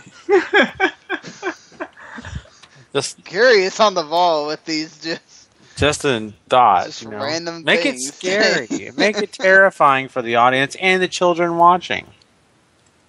Yeah, oh boy. I'm sorry. Go ahead. Yeah, I mean that's the key that I think WWE needs to do. That's the key, and it's a lot harder now than it was in the past for WWE. That Bray Wyatt is one of those guys that he needs to be able to toe that line. And you need to be able to give him some slack to be able to do what he does and be able to push that envelope. And I just hope that WWE is willing to do it and does it well. And I like the fact that they had that like writing on the wall, and he has a new rocking chair too. Yeah. I mean, there's I was cool kind of things in there. I mean, I'm glad that they didn't do this in a way, because it adds to the creepiness and it's kind of too cliche. But I was half expecting him to like jump out of the shadows and like attack him from behind there while he was in the room. But yeah. All right. So aside from this, I think we also had a few different things here. We had with the New Day in different variations, which I would appreciate if I felt like this was building to something for Kofi Kingston, but it's not. Like, you know, we know he has this thing with Brock Lesnar at the July 4th show. And if you were going to try to establish Kofi Kingston once again as a singles wrestler, because he's going to be wrestling Brock Lesnar and whatever, I sort of appreciate it. But when you know it kind of doesn't really mean anything, it kind of seems, you know, whatever. Because we saw, okay, primetime players beat the Ascension. You know, tag champs look strong. Great. That's what you need to do, right? And then you have Neville and Kofi Kingston. And Kofi, now part of it is because the primetime players showed up and kind of distracted Big E and Xavier Woods or whatever, and made Kofi upset, but you still have members of the New Day losing, and that's not... If they're supposed to be your challengers for the primetime players and they were just your champions, I don't know that making them look that way is really helping anyone. again, it's one of those things of very bad booking and just having people lose that shouldn't be losing at the time. It's a thing with Neville though, because they're trying to be super careful with how he wins and loses, and I think this sort of is a catch-22 almost, because I don't think the primetime players necessarily distracting the New Day is bad. Maybe having Neville win off the distraction simply right after that might be, like, maybe you have him finish him off. You have Kofi turn around, the match keeps going, and you just lure away the other two guys, and Neville gets the win that way. But certainly, I don't think this was a bad piece of business. But it certainly isn't... I mean, it's not like they're trying to do the New Day a lot of favors here either, but certainly, if we're trying to rebuild Kofi towards a single direction, which I don't know if that is what they're trying to do, certainly doing him no favors there. Yeah, for sure. I agree with everything you said. And, looking at that whole situation, I think, we're going to have to look at this in a new way, especially since, the whole Harper and Rowan thing is no longer probably going to take place. So I'm looking forward to seeing what they're going to do. But, I'm really kind of sad to say. I know that the primetime players won't be allowed to hold those belts. So I'm really hoping the New Day gets to keep their mojo going and keep doing these, awesome promos and keep going along and doing what they do best, and that's, put on a good show. So I hope, I'm rooting for them in a way. Alright, we did have more Intercontinental title stuff with Ryback taking on Mark Henry.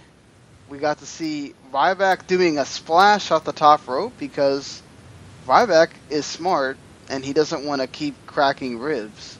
So why sit there and do the shell shock on Mark Henry and, potentially just keep hurting yourself? And then the best part was Ryback getting to do a little interview with JoJo. And then Big Show shows up. And they brawl. And Ryback actually wins the brawl. Shoving Big Show into the door or the garage door thing or whatever. And he kind of stands tall there. So, I appreciate that Ryback is not only developing different ways to know more things to add to his moveset, but he's also being smart, protecting himself, and he looks strong here instead of just having Big Show beat him or wasting another shell shock on TV or whatever.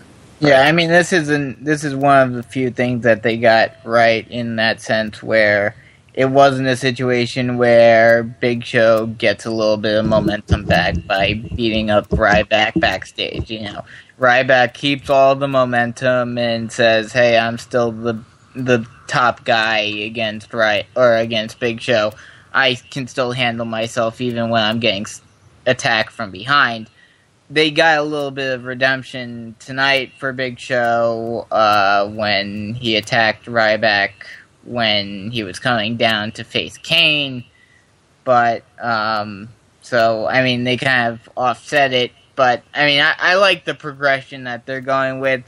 The only problem that I have with the whole thing is where they're going with this. And let me just say, did I predict it or did I not after, I think it was after Raw a couple of weeks, it was either after Raw a couple of weeks ago or after, no, it was after Money in the Bank when The Miz forced the disqualification.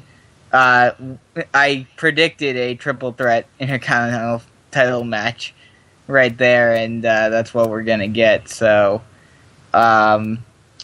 yeah, I mean, I just it's a feud that, you know, worked for a little bit, but it's kind of run its course now, and I feel like it's just gonna be, you know, haphazard back and forth, you know, sneak attack by Big Show, and sometimes he gets the better of Ryback, and other times Ryback is able to hold him off and deflect it, but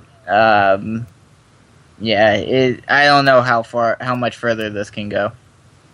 It's a feud that's been mismanaged from the start, but this segment is not one of the examples of that. No. This segment is an example of what they should have been doing from the start, which is having Ryback face people that he can look impressive against, where he can utilize his strength and make you go, holy crap, this guy is strong, and beat them. And they dance around that very badly at the pay-per-view with him and Big Show to add The Miz, of all people.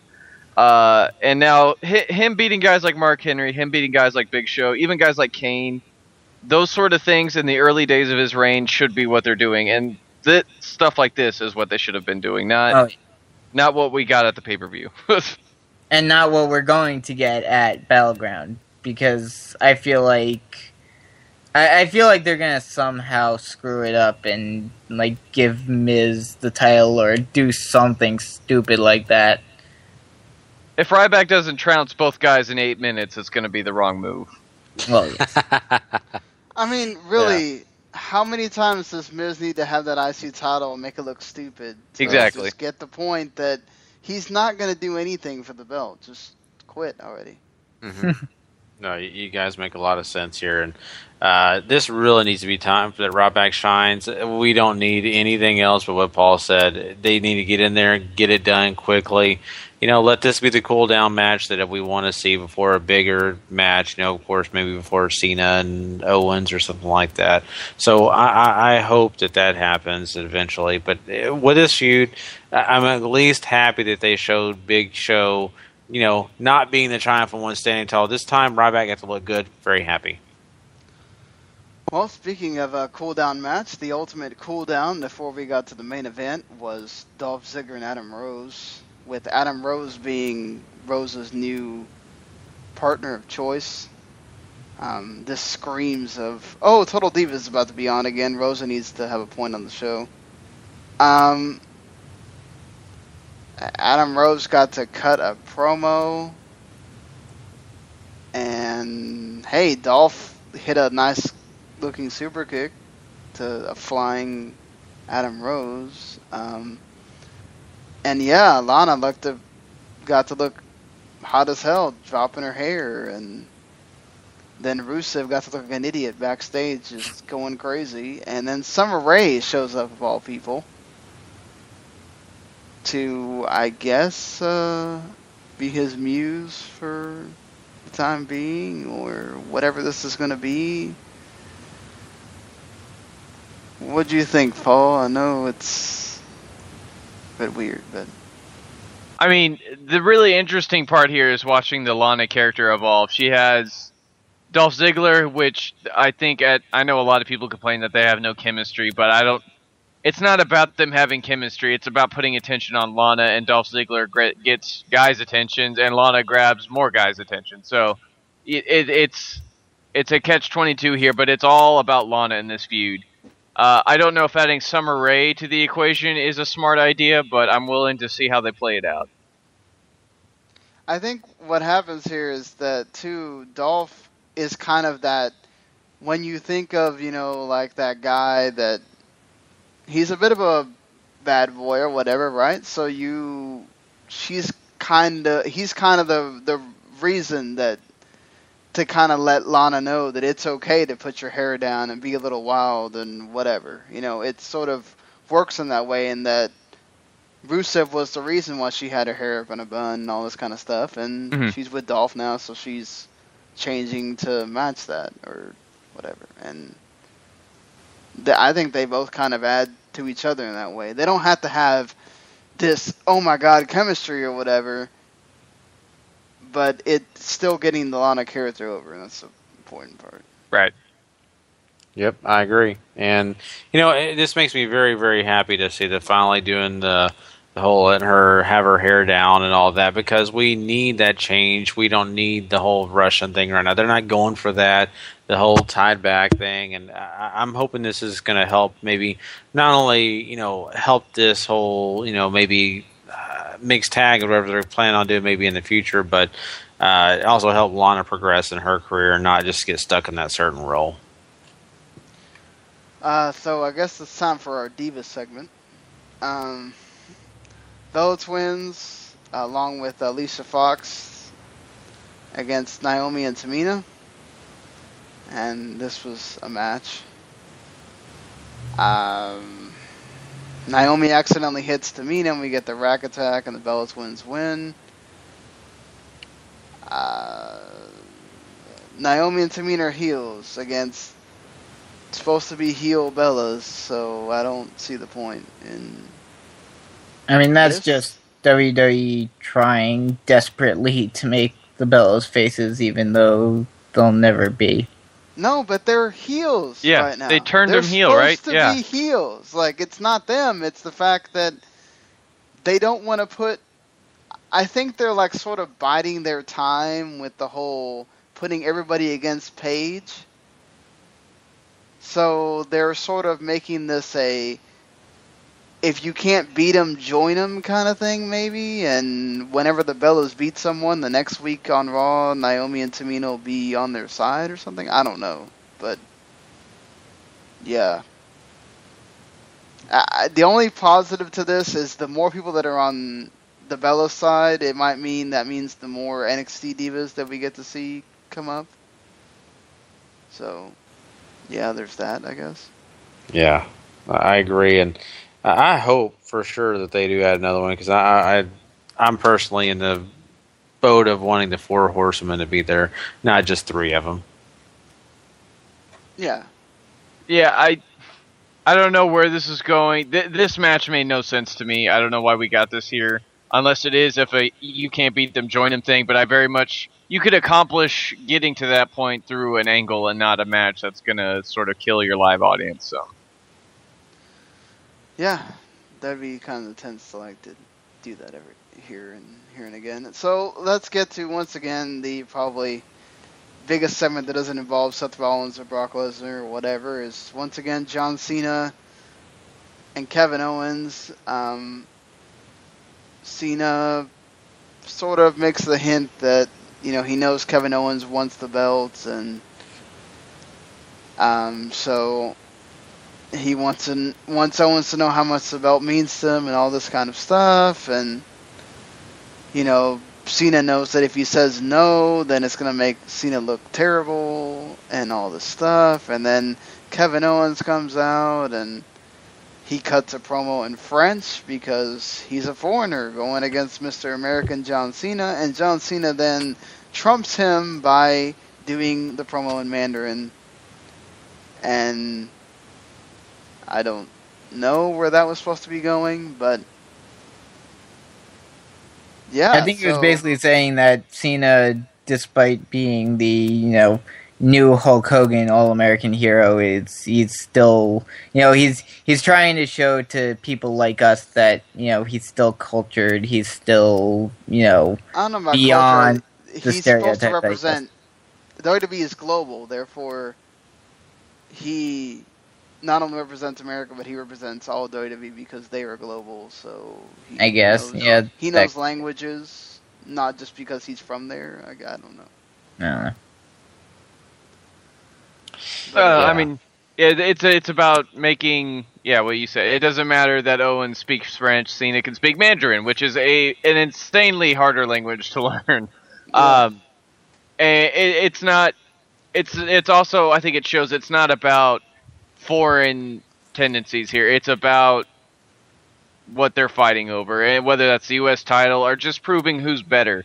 I don't think it really matters. It matters that they're fighting, and it's going to be a fight. Mm-hmm. Yeah, I mean, I think it was very interesting, and y'all bring up good points about the whole French thing, and I think that the point they're trying to get across here is what Cena stands for versus what Owen stands for.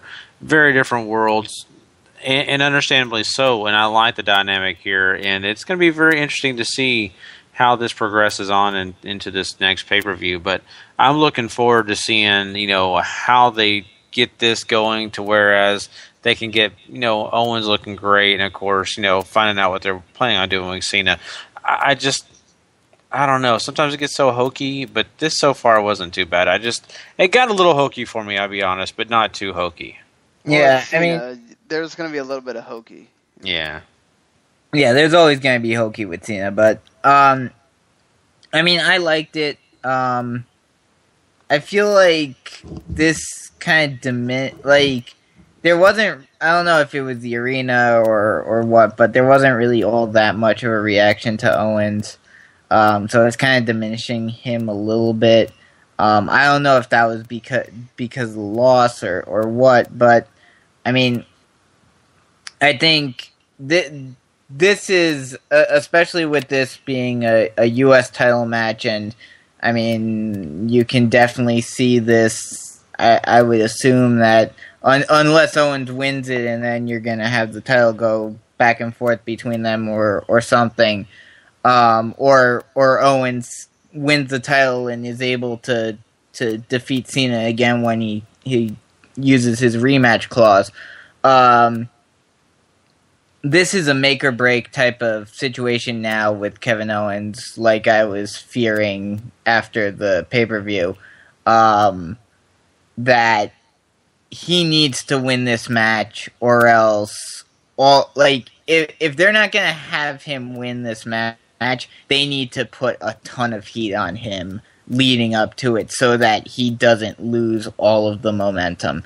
Because this is one of those situations where you've been building him up, you had him win his debut match against Cena, and you have him built up as a guy that can compete against your top guy, and then you're just going to completely destroy it if you don't have him win the title.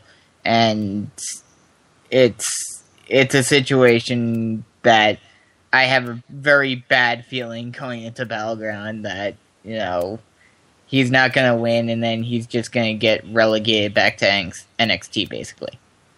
Oh, no, he's not going back to NXT. He's losing that NXT title to Finn Balor, and he's going to be part of that roster. I wouldn't worry about that. But if he doesn't win, I'm worried that he's going to become just a lower mid card guy. I don't know about that. I think you can. For one, I wouldn't be surprised if they try to get one more out of them for SummerSlam, because why would you try to rush into a 1 month feud for Cena on your third biggest pay-per-view of the year? Yeah, that's a good point.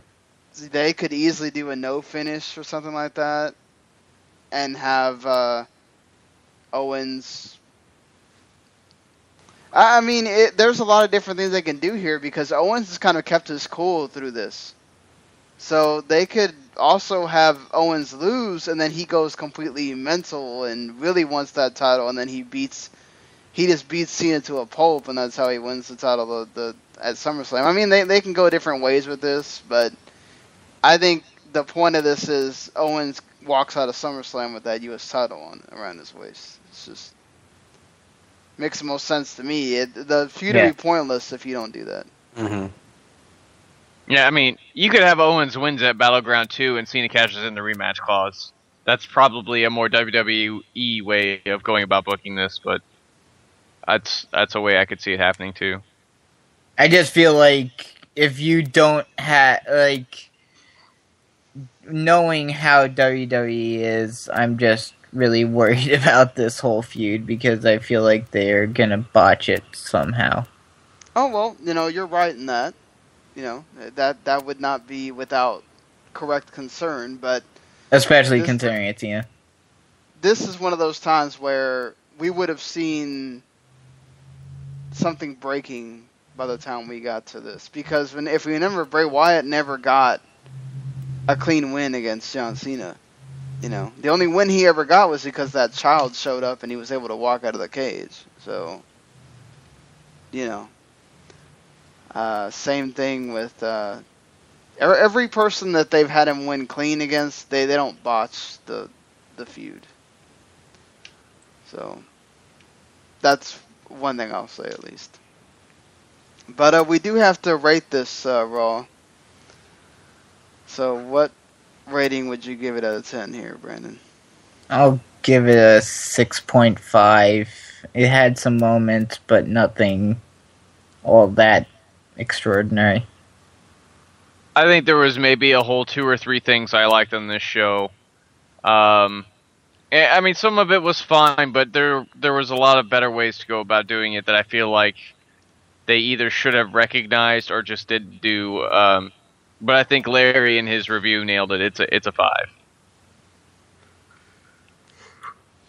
All right. I think I'm going to go with a 6. I mean, it was fair enough, okay, but it was not the show to really say it was just above average. It was slightly below average for me. It had its points, but not all the great points that I'd like to see in a show. So I'm going to say 5.5.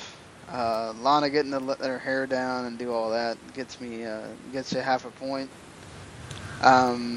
You had Sheamus and Roman Reigns deliver the match of the night, and then you had a few other things in here. Cena Owens is never bad, and I mean, at least they're being picky and choosy with Neville, so let's see where this all goes.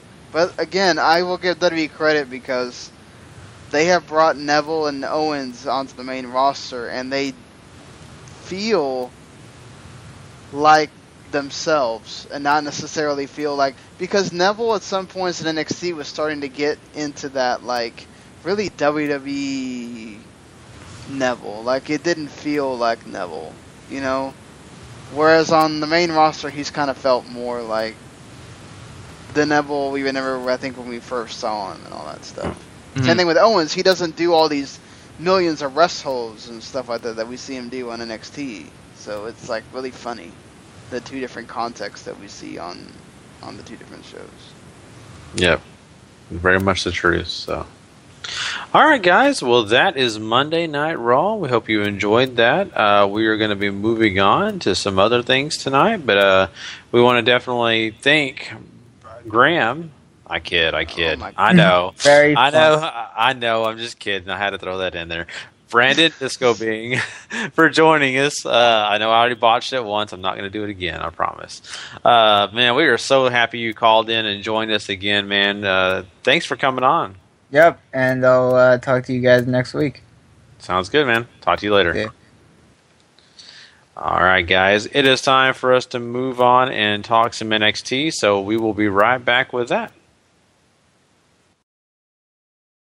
WWE Developmental NXT.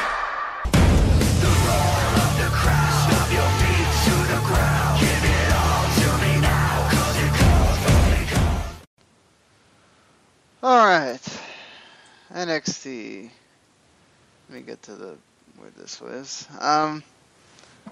So we get a Dusty Rhodes tribute at the beginning. which is really nice with all the NXT wrestlers and divas doing a 10-bell salute. We also get a Greg Hamilton interview with Hideo Itami that he's going to be at the July 4th show. And he's going to challenge whoever wins between Kevin Owens and Finn Balor. And Kevin Owens comes out and, you know, he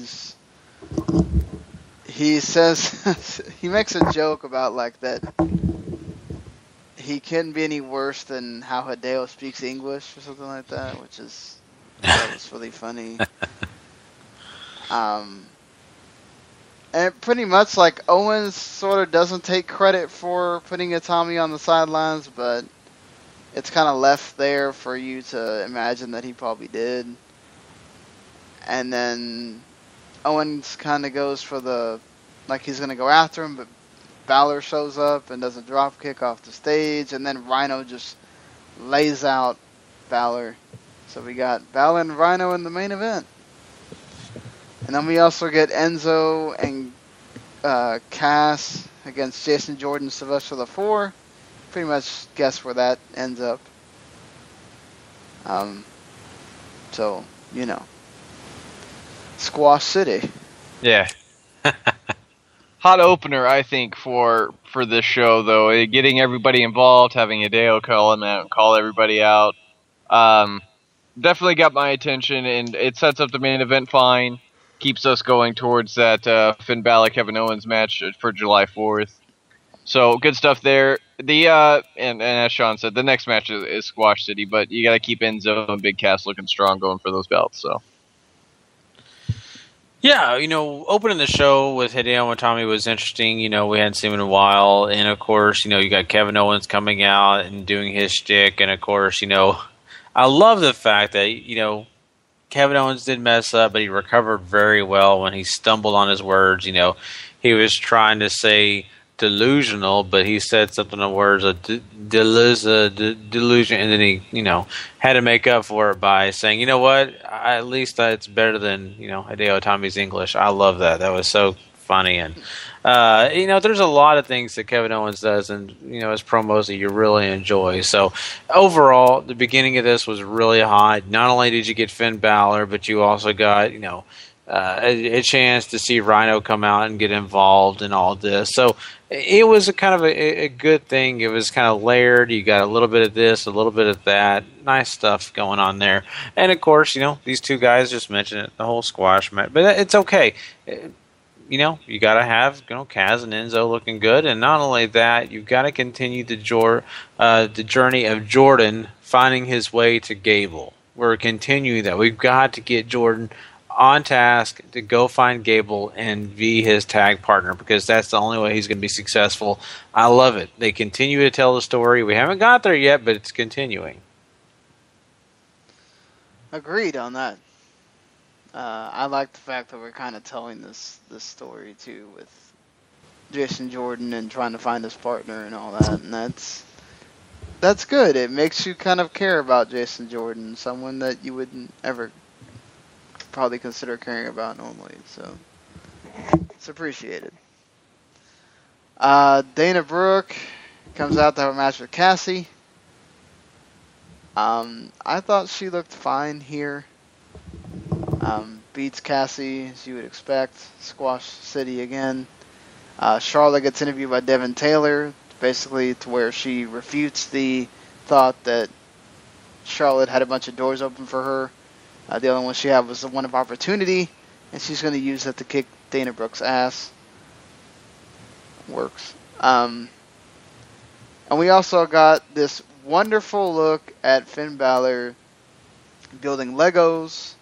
Also building Legos while he watched SummerSlam 95, which is his favorite pay-per-view, apparently. Sami Zayn also comes over to be there with him. We get to see a lot of Jason Albert talking about him, telling you about the New Japan Dojo. We don't get as many clips. We get a lot of pictures. He shows you a Bullet Club shirt. We get to see Carl Anderson there with him. Pretty cool stuff. I didn't really think we would get all this stuff with showing a bunch of New Japan stuff. So, again, props to Triple H and NXT for when they say they're going to give you parts of Finn Balor's life. They really do. Yeah, I mean, the video packages, I think, have done a lot better job than some of the booking they've done for Finn Balor over the months, just because while they make him look strong, they don't really build a character for him other than, Dark Passenger guy, which everybody loves, and it's not like I guess you need to do a lot of work for him just to look cool once, every couple months, but this really, really helps, in my opinion. It helps you get attached to Finn much more than just, hey, I look cool. It's also, hey, I have this great story behind me, too. Yeah, it is really cool. I love the story, and this is so entertaining. I mean, just getting a chance to see who Finn Balor is, and just knowing those little tidbits about the Legos and all, that's just so fun. I mean, when you look at him like that, you would never think, oh, here's a guy that builds Legos. Mm-hmm. That's cool. It's like something that, I don't build Legos right now, but my daughter does, and I build Legos sometimes with her, and I'm just like, he's human, just like us. It makes you think of him in a different way, and you also care for him in that way, just for something that small. Mm-hmm. Exactly. And the whole, I also want to touch on before you move on, the Dana Brooke. This has got to happen. She's got to find a way to look strong and all, but I am still not on board. I'm sorry. Maybe I'm going to be the guy left behind, but I need to find something more about Dana Brooke to really care and enjoy. I mean, I don't know. It's just right now it's not going well for me. It's going to take time. She needs time. A lot of the divas that are going to be left over whenever they do this big call-up are going to need time to work on everything. Because some of them are still fairly green. What's her? I'm always blanking on her name. The new young lady that's from Australia. Well, Cassie's one of them. Cassie, yeah, maybe it is Cassie. I'm thinking Cassie already though seems to already have a little bit of personality, at least in the ring, without even saying anything. Has personality already, and I think that's great. I mean, once she gets a chance to talk, I'm sure we're going to get more. But right now, Dana Brooke doesn't have what, to me personally, Cassie's got. The three Australian ladies have been wrestling for 6 to 8 years already. Mm-hmm. Dana Brooke is fresh out the gate. I get you. So she's I think Dana's doing fine for where she's at, and I mean, there's certainly people that have looked a lot worse than Dana Brooke. Mm-hmm. I mean, even Marie was one of them before she was training. So, oh man, I'm just saying, I think it has nothing to do with her continuing to retweet things that I say about her on Twitter. I'm just saying that, it's just, I think she's fine. She has her character down. She's starting to sort of get it in the ring. There's obviously things she still has to learn, but mm-hmm. I appreciate that she's trying. Mm-hmm. Which there have been plenty of divas in the past that they'd just be there and they wouldn't care, and Rosa Mendes is still terrible, and she's been around how long? Oof. So we get something from a Instagram photos of Bull Dempsey just hanging out, being fat. He has to get in shape, or he's going to be in trouble, says William Regal. So, there's been like this divide, it seems like, with the Bull Dempsey and the eating problem storyline. It's like either people like it or they don't like it. Where do you guys fall on the line of this thing with Bull Dempsey? I'll be okay if somebody comes along to motivate Bull Dempsey into doing Rocky montages to get back in shape. As long as they have the rights to the music and they can play the music, I'm okay. Yeah, gotta fly now. That's what's up. I'm a little bit on the fence on this. To an extent, I'm kind of thinking to myself, is Vince involved with this, where they're making fun of people who are overweight? Or is this legitimately a way to say, hey, we're repackaging this guy. This guy's going to lose weight and he's going to be better, stronger, more lean. Is that what they're doing here? Which I'm in agreement with, and I think it's an okay story. As long as they're not really going for the whole let's make fun of this guy because he's overweight, I'm okay with it. But, we'll have to see with what they're willing to choose. I think they still have a little time to do that. But and then needless to say, thank God at least Bull is on TV because we know for a while there he had been disappeared. So yeah, that's the thing. We hate on it, but he's on TV. He's doing something. Mm-hmm. Let's see where this goes. Where we just hate on it because it's sort of poking at the fun at the fact that he's got a little weight on him. Right. The Hype Brothers or Hype Bros, whatever, against Angelo Dawkins and Sawyer Fulton. We do get a World's Greatest Tag Team shout out from Angelo Dawkins and Sawyer Fulton with the double team. But how this was going to end. Hype Bros win. So, yeah, they're continuing to get built. I mean, appreciate the tag team love, I guess. Mm-hmm. Yeah, I think Zack Ryder is a perfect addition to the NXT roster. He's somebody that the fan base at NXT down at Full Sail will get behind easily, because there are still people like me who believe he has value to the WWE, and somebody who can get Mojo over because just being associated, I think, around Zack Ryder is going to be good for Mojo Rawley. And they're not a bad tag team either. They're actually pretty good together, so that's another bonus.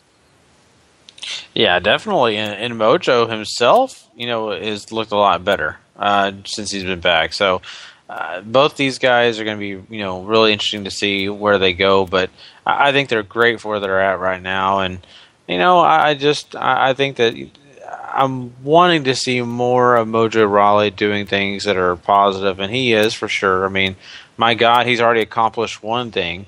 He's probably the only person who can watch Tough Enough and it go in slow motion. So, because he's that hyped. But I think this guy's great as long as he can keep on cue and he's got Zack Ryder by his side. So, good stuff. I love them telling Angelo Dawkins, like, he ain't hyped. He ain't hyped, bro. He ain't hyped. So Eva Marie cuts a promo saying she wants to face one of the women of NXT, and Regal's like, well, you got to prove it first. We get Finn Balor and Rhino. I thought this was good. It was more of a way to get the angle going than it was necessarily the match per se. Because at the end you get Samoa Joe coming in to save Balor from getting beat up by Owens and Rhino. Owens was also on commentary for this, and he was funny, saying that he's been in Japan and he hates it, and he runs down the announcers. So.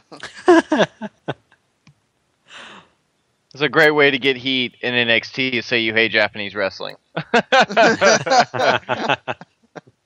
I thought this Balor Rhino match was pretty good. It does its job fairly well, and I think Balor and Rhino have some sparks of chemistry in there. So, yeah, I totally see that as well. I think these two guys work great together, and very, very entertaining matches they always put on, and so I'm all in favor with that. And of course, the way this whole thing ended up, it made sense, the way it did. But I just think that right now Ryback's in the best situation ever, helping young guys, and of course, making himself look good doing it. Of course, you mean Rhino, not Ryback. Rhino. Man, what in the heck? Yes. Man, Angry big white man. Yes, both big angry white man. Man, look like caveman. Yes. I'm sorry. I'll be honest with you. I wanted to say something else, and I'm not saying it because I'm going to let Sean finish this. But I wanted to go back to the Eva Marie thing. But I'm going to let Sean finish this. We can finish this up. We're done here. Well, we didn't talk about Samoa Joe and running and all that. If you want to talk, did you? Okay. Eva Marie. Can we have a storyline where she's going to have her first match? And let's just say it is going to be against, Blue Pants or somebody, and she has her match, and Blue Pants botches the match, and she bumps her vocal cords, and she's not allowed to talk the rest of NXT. I think that's going to get her over better than anything. What, Eva Marie? Yes, I think with no talking Eva Marie, she'll be in a lot better shape. If she's anything like Sean wants her to be, and that's a great wrestler from Kendrick teaching her, as long as she talks, she's never going to go anywhere, because that was the worst promo. Oh my God. I mean, to me, it was terrible. Terrible. Well, she's probably going to be. She's going to need to be another one of these long-term NXT projects for the Divas division. She's on a national TV show. I don't understand where she doesn't. Look, Gary. All of us can talk to each other, but when you're put in that kind of situation where you're in front of a camera, it's a totally different thing than doing this. You know? Telling me that the person that's been in front of a camera for how many seasons now on Total Divas? A semi-scripted reality show is different from a scripted promo where you may or may not be being you. Exactly. I don't know. I still don't buy it. If she's going to be an actress of any sort, and I'm sure that's what she was doing before she even mentioned, oh, I could do wrestling. She was a model. I imagine she was a model, yeah. Yeah, so whatever she was, I don't know. I'm just not liking it. I hope the vocal cord thing works out for her. It is what it is. It's, you know. Yeah, I'm sorry. It's a high horse. It's one thing to go on Total Divas and act like you're fighting with your husband, and another thing to do that, which, you know, they let it air on TV, so they must have thought it was fun. It's to me. Well, of course they're gonna let her air it because it's Eva Marie. They'll let her. But they could have made her redo it a bunch of different times, and Triple H thought it was really bad. They probably did. This is probably sadly the best one they came out with. I mean, but you got to look at who they're talking about. Eva Marie here. They probably would let her sit on the toilet and be like, "Oh, you can be on TV still." I just think it's because she's what they want. That she's exactly what they want. So. I don't know. It's my thing. You have to understand this is one of those things. It's going to be something I'll talk about till she fixes it.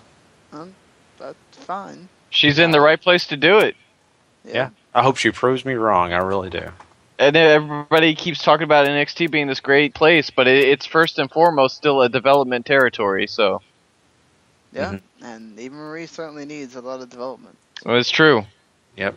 Maybe go down and evolve and develop some more. Well. It doesn't have a women's division. Yeah, say. Even better. She'll be the best. If she's going to do WWE in line stuff, it would be Shine. Yeah. Oh, okay. Fair enough. All right, guys. Well, that is NXT. Sorry, I got on my soapbox. We will hop off that. Let me get off that. And we're going to come right back with some big, big Lucha Underground stuff. It's going to be really interesting, so we'll be right back.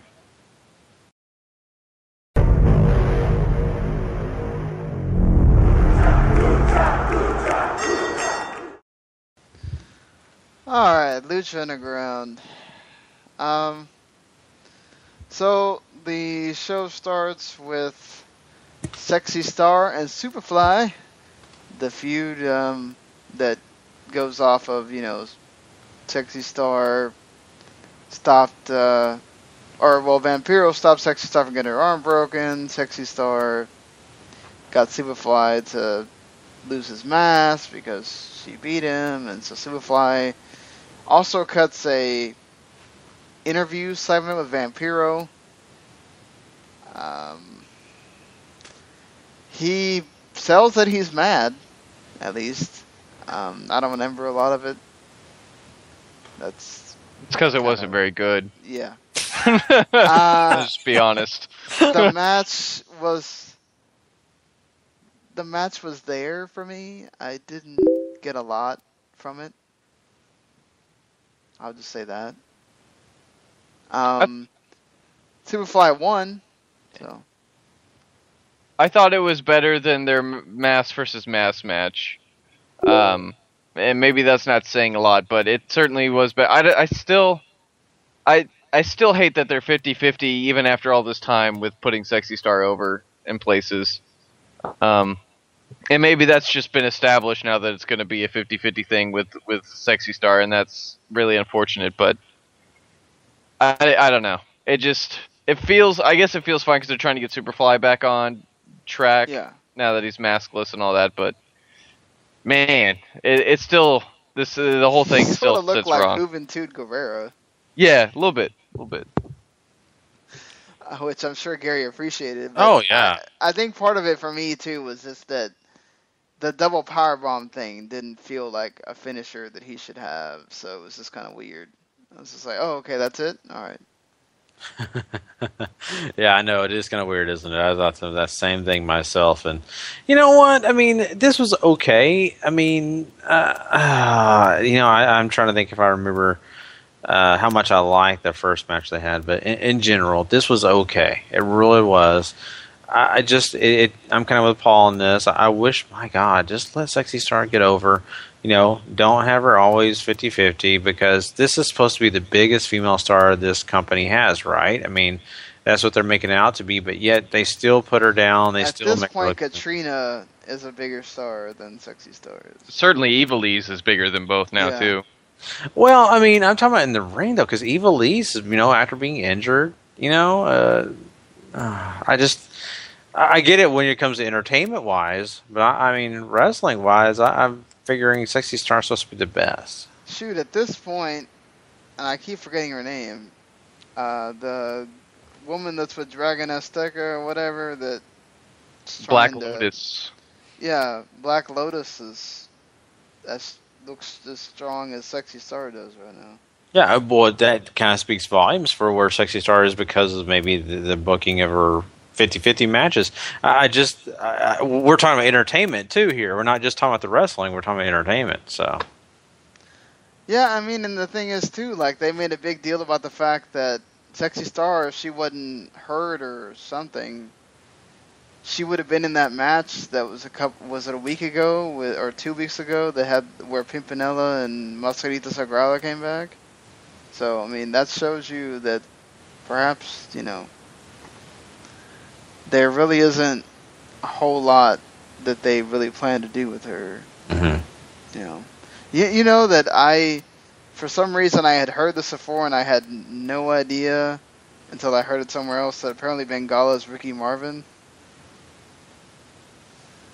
And so he's done Bengala before, but like never, I think in America, and he's going to be in the Noah Juniors tournament as Bengala now. So that's pretty cool. Oh. Cool stuff. Yeah, so aside from that, we have Pentagon Jr. as returned from what seems like it's been a little while since we've seen him. I'm glad that they did not ignore this, because if this was WWE, we probably would have just sideswiped this completely. Pentagon grabs the microphone and he's like, you know what, I don't really care about no stinking medallion. I want some of Vampiro because you took away my greatest sacrifice, getting to break Sexy Star's arm. So I guess we know the master is male. So he basically, he wants to face Vampiro now, and Pentagon grabs Vampiro's shirt, and Vampiro starts to act like they're gonna go at it, and the referee breaks him up before they can do anything. But the fans once again going nuts for Vampiro, and then he kind of has to compose himself and go sit down for this now 4-way match between Cage, the Mac, Aerostar, and Marty the Moth Martinez. This was fun. I enjoyed it. I was surprised by the fact that Aerostar won. I thought somebody else would get it. And Marty also took the pin. So there you go. Yeah, once again, another fine start. I don't even mind Pentagon and Vampiro stuff anymore. I think it's kind of it gives Pentagon something to do to stay in the limelight while they continue to build up to whatever the big reveal for his master is going to be. Because I'm assuming sacrificing Vampiro is going to be worth some points for whoever that is, and I mean, the match for the medallion is also very, very good. Fun, fast-paced, traditional multi-man match that we've come to expect from Lucha Underground now. Mm-hmm. Yeah, very much so, and it is kind of cool that Aerostar won. I thought that was a neat, kind of a swerve for me because I like Cage or somebody else would have that victory for sure. But no, I mean Pentagon Jr. I mean I'm a big fan of his. I really like his work, and so seeing this whole thing go down between him and Vampiro, I thought that was kind of an interesting, that they brought that back to light. I like that a lot, and of course, I'm gonna be curious to see if Vamp gets back in the ring or what they're planning on doing. I don't read spoilers. Oh, I bet that's an Ultimate Lucha match, but that's fine. Yeah. If he only wrestles once a season, or this is the only time he ever wrestles the entire time Lucha Underground's on, it was worth it because Vampiro is a name, and obviously the people that are there are certainly happy to see him get in the ring once. Oh, definitely. Yeah, for sure. And I could see that too. So I think it's overall good stuff. I mean, I thoroughly enjoyed it. Then we get something I'm sure Gary just loved to pieces here. The Trios Tag Champions are all this part was cool because we don't ever see them doing this kind of thing. Son of Havoc is like boxing with Ivelisse and Helico's over there like doing some flexing or whatever with some machine, and then all of a sudden Katrina comes in. She holds up the stone, and the death is coming for all three of them. And then the freaking Disciples of Death just show up like we're watching Power Rangers behind them. And, yeah, they just take them out. With the fakest punches you've ever seen. I swear, again, I'm watching Power Rangers. But, hey, it's Lucha Underground, so what do you know? I just missed the sparks. When the Power Rangers got hit, they had sparks come out of their chests. And I was like, man, come on. At least do that. I mean, so I mean, it was funny, very campy. But, it made me really curious to see, why they did that and where this is going. Anything that reminds me of Power Rangers is good. This segment was good. It was cheesy, but it's Lucha Underground, so. We get the main event, Mil Muertes with Katrina against Drago. Hernandez attacks Drago before the match even starts, whipping him with a belt a bunch of times. And then we get the match. I thought this was pretty good. I thought Mil Muertes might have looked the best he's looked. The crowd certainly freaking went nuts for him when he slammed Drago into the table with the powerbomb. And then Drago kind of tried to make a comeback, but Mil hit a nasty-looking flatliner. And then Katrina licked Drago, and then Prince Puma came out so they could have the stare down, and there you go. There's your match. For Ultima Lucha, I guess.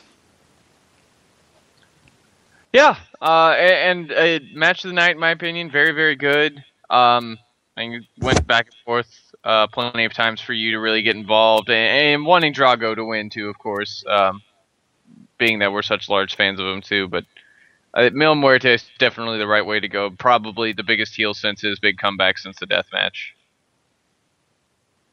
Yeah, for sure. And to me as well, this was a big match. It was the match of the night. Very, very curious to who was going to win this match. I mean, I figure, Mil Muertes would take this, but also that, we also had a chance for Drago. So I look at this and I say to myself, this is going to be exciting, especially since now we're going to have him face off against, the rest of this group. And I just look at the fact that I love to stare down.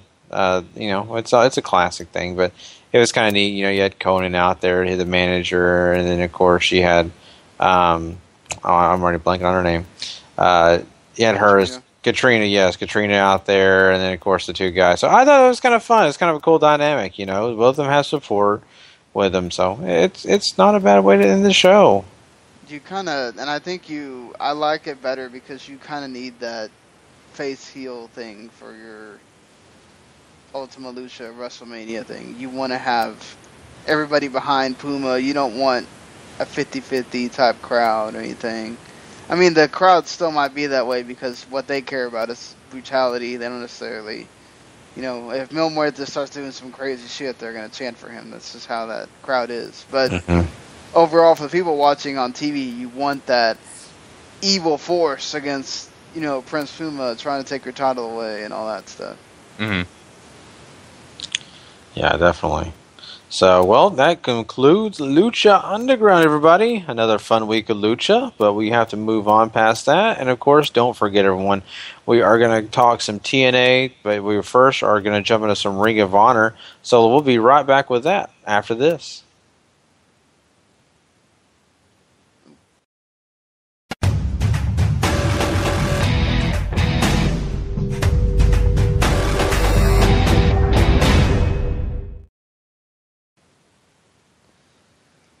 Go, Paul.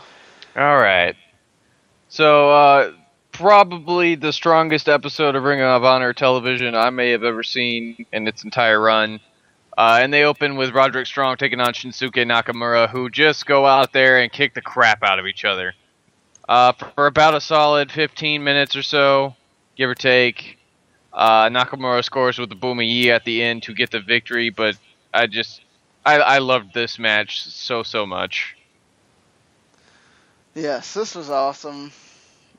This was definitely, as Paul said, the strongest of the ROH New Japan shows. Just, Roderick Strong has had killer matches with everybody he's faced during this run of shows, period. But just, I just love this. This is great. I know people were complaining about, Roderick Strong needed to sell some of the moves or whatever, but it worked for what this was. You got most of all of Roddy's stuff, and Nakamura just gets to look strong. And we knew Nakamura was winning, but Roddy made a hell of a case for making you think that he was going to win. Mm-hmm. Oh, definitely. I'm right there with you on that because at times I really felt, oh wow, Roderick Strong is actually going to win this match several times. And so, watching it going through the whole match, you're, kind of thinking, oh man, they could go either way, and fall finish and all that kind of stuff happening. It just really gets you on the edge of your seat. So Nakamura did a great job. Both these guys did a great job, and what a way to start a show, man. It was amazing. Yeah, and they followed up with, I think, a very well-placed cool-down match as Gedo pretty much gets squashed by Michael Elgin in about 5 minutes. Easy enough for me to say. A little flurry from Gedo is really all he gets before Elgin puts him away, the sit-out powerbomb. But this is sort of a great cool-down to what is our main event with Okada and Roppongi Vice teaming up to take on Bullet Club contingent of AJ Styles and the Young Bucks. More build-up for New Japan, more build-up for what's been going on in ROH with just the Bullet Club running wild whenever they can. Fast and furious, back and forth. There's nothing to hate on in this match. Just lovely. Just awesomely lovely. You get the Okada and AJ stuff, which, that sells Dominion for you right there. Bloody Sunday on Okada. Gotta love that. The Young Bucks going nuts. You get the same what we got at the pay-per-view with the same sort of finish, except we get super kicks added in after a Meltzer driver into the Styles Clash. But, I mean, they just totally just whooped up on Beretta, but it's fun. It works for what it is. Yeah, definitely. This is just very highly entertaining, and I don't know about you guys, but I mean, it was everything that I wanted out of it. Really, this is again one of those. Both of these, as Christopher Hale, who's been on the show a couple times, he watched this and loved it, and this is again one of those things where you kind of need to just watch this It's only like 45 minutes. Really, if you don't have Destination America, go find this and watch both the beginning and ending match. It doesn't feel like they both take 15 and 20 minutes because they're both fun in their both separate ways. And it's just one of those things that we can tell you it's enjoyable, but you need to watch it to find out for yourself that it's enjoyable. Yeah, I totally agree with that for sure as well. And, I look at it and say, these kind of things are so special, and these kind of shows, and I think Ring of Honor is so great once they have the New Japan join them. I don't know what, and not just because of talent, but I mean, the talent's a big part of it, but it's just the fun nature of it. It's something new. You don't get to see this all the time. So it's a special treat, and that's why this episode was so cool, So... besides that, any final words, anything else you guys wanted to mention before we, move on? This did draw ROH's strongest ratings since they've been on Destination America, so heartbroken. Yeah, exactly. As it should, yeah. That's a good thing. Yeah. For sure. Well, I guess, saying that, we are going to move on, and we'll let you guys know that we are also going to talk some Slammiversary. We're going to give you a big preview for that, but first, we've got to talk TNA Impact before we do that, so we'll be right back with that.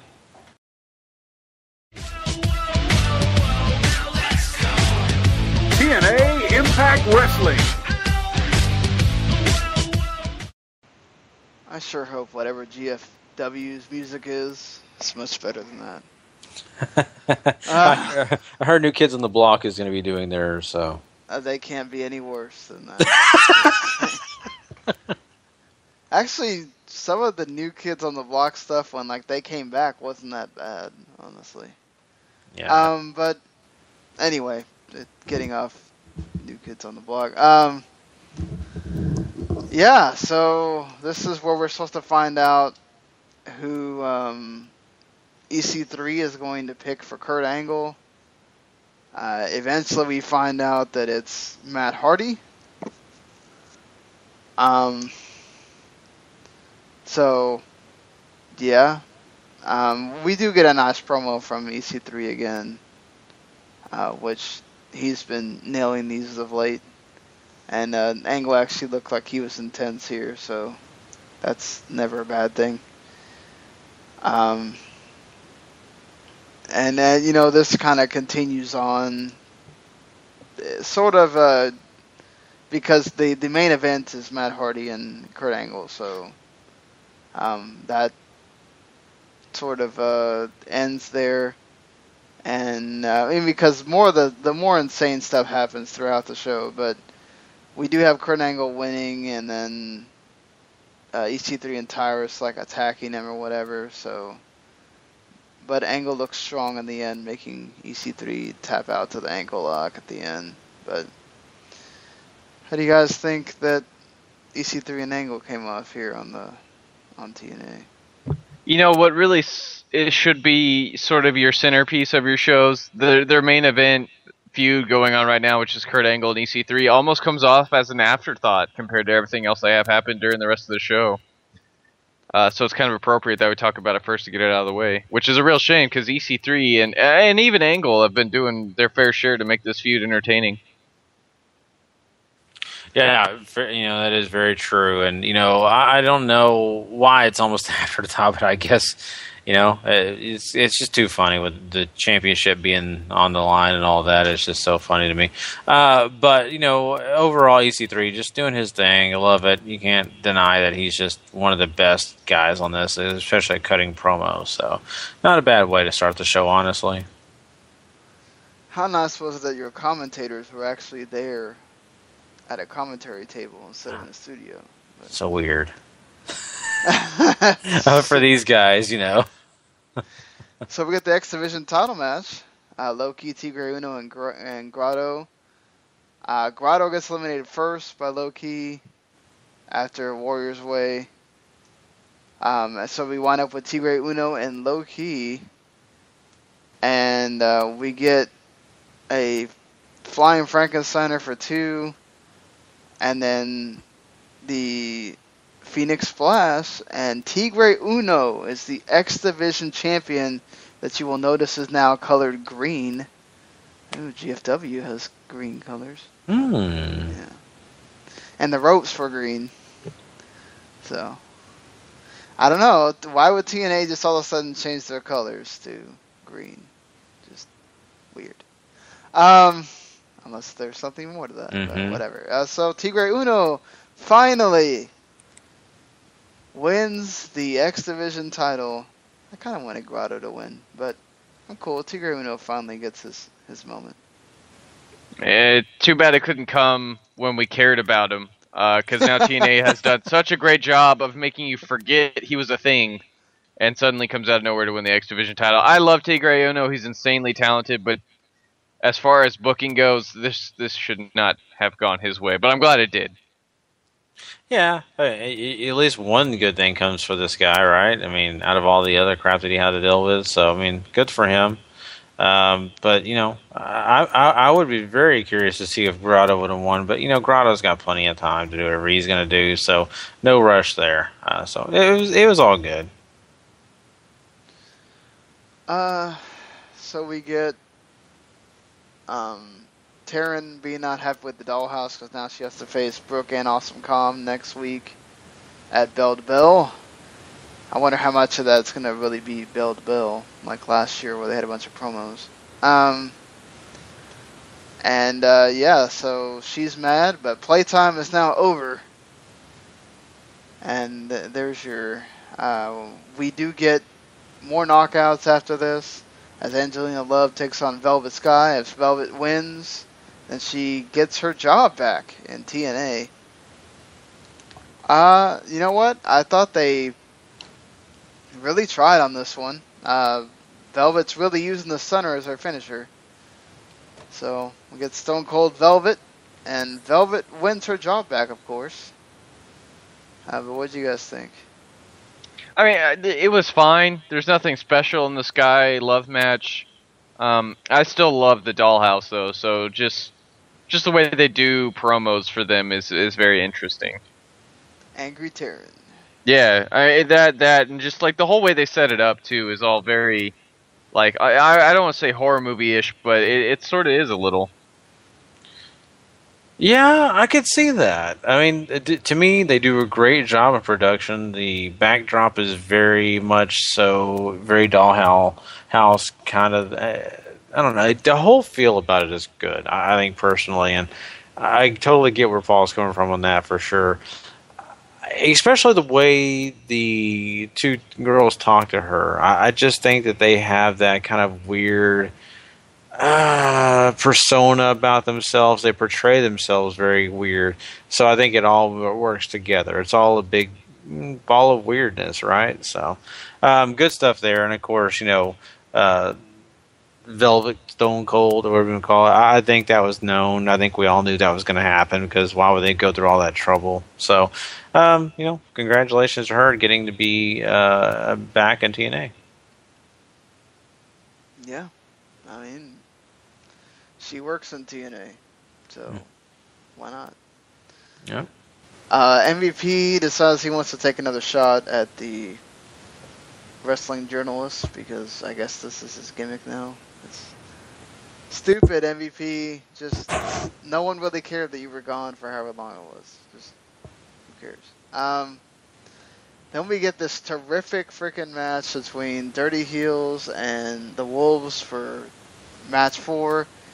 You knew who was winning, but hell if they did not try to make you feel like the Wolves were possibly going to win this thing. And what do you know? Another low blow gets it for Bobby Roode and Austin Aries. Oh man, they are just low blow city, aren't they? But this one had a little bit of everything. Yeah, sorry, I had to yawn there for a second. This match is amazing. I think this might be TNA's best match so far this year too. They just went out there and killed it. There's a commercial that sort of takes you out of it, but they come back and really make you jump back in really fast. So it's not too jarring, even though the commercial feels long. But It's a wonderful match. I love the Dirty Heels so much.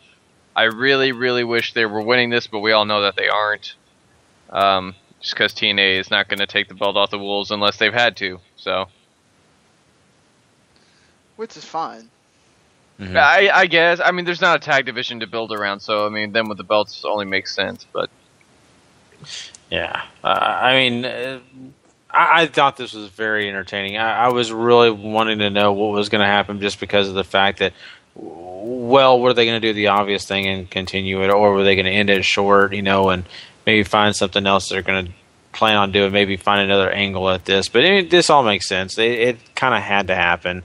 Dirty Heels go over here, and it's so entertaining, though, at times, because you really do, like Sean said, feel like it's going to be the Wolves. You just think it's going to be them, because every time you turn around, it's 1, 2, almost 3. So, good stuff. I really enjoyed this match.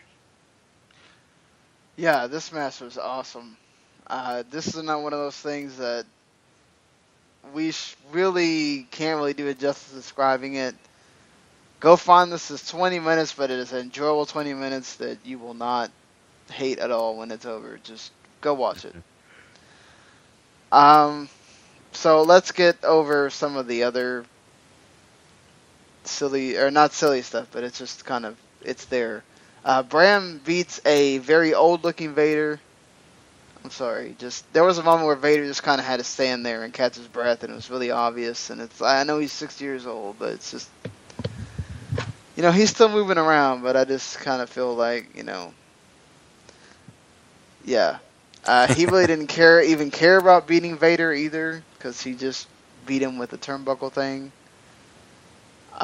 So Vader won by DQ. And then frickin' Matt Morgan shows up. Fallaway slams Bram, clotheslines him over the top, and the frickin' Blueprint is back, at least for a match at Slammiversary against Bram. Who knows if he's back the whole time? Unlike somebody we're going to see next in this. Oh my God, Eric Young against Chris Melendez. Boy, you can't make me want to turn the channel fast enough. Yep. So there was that.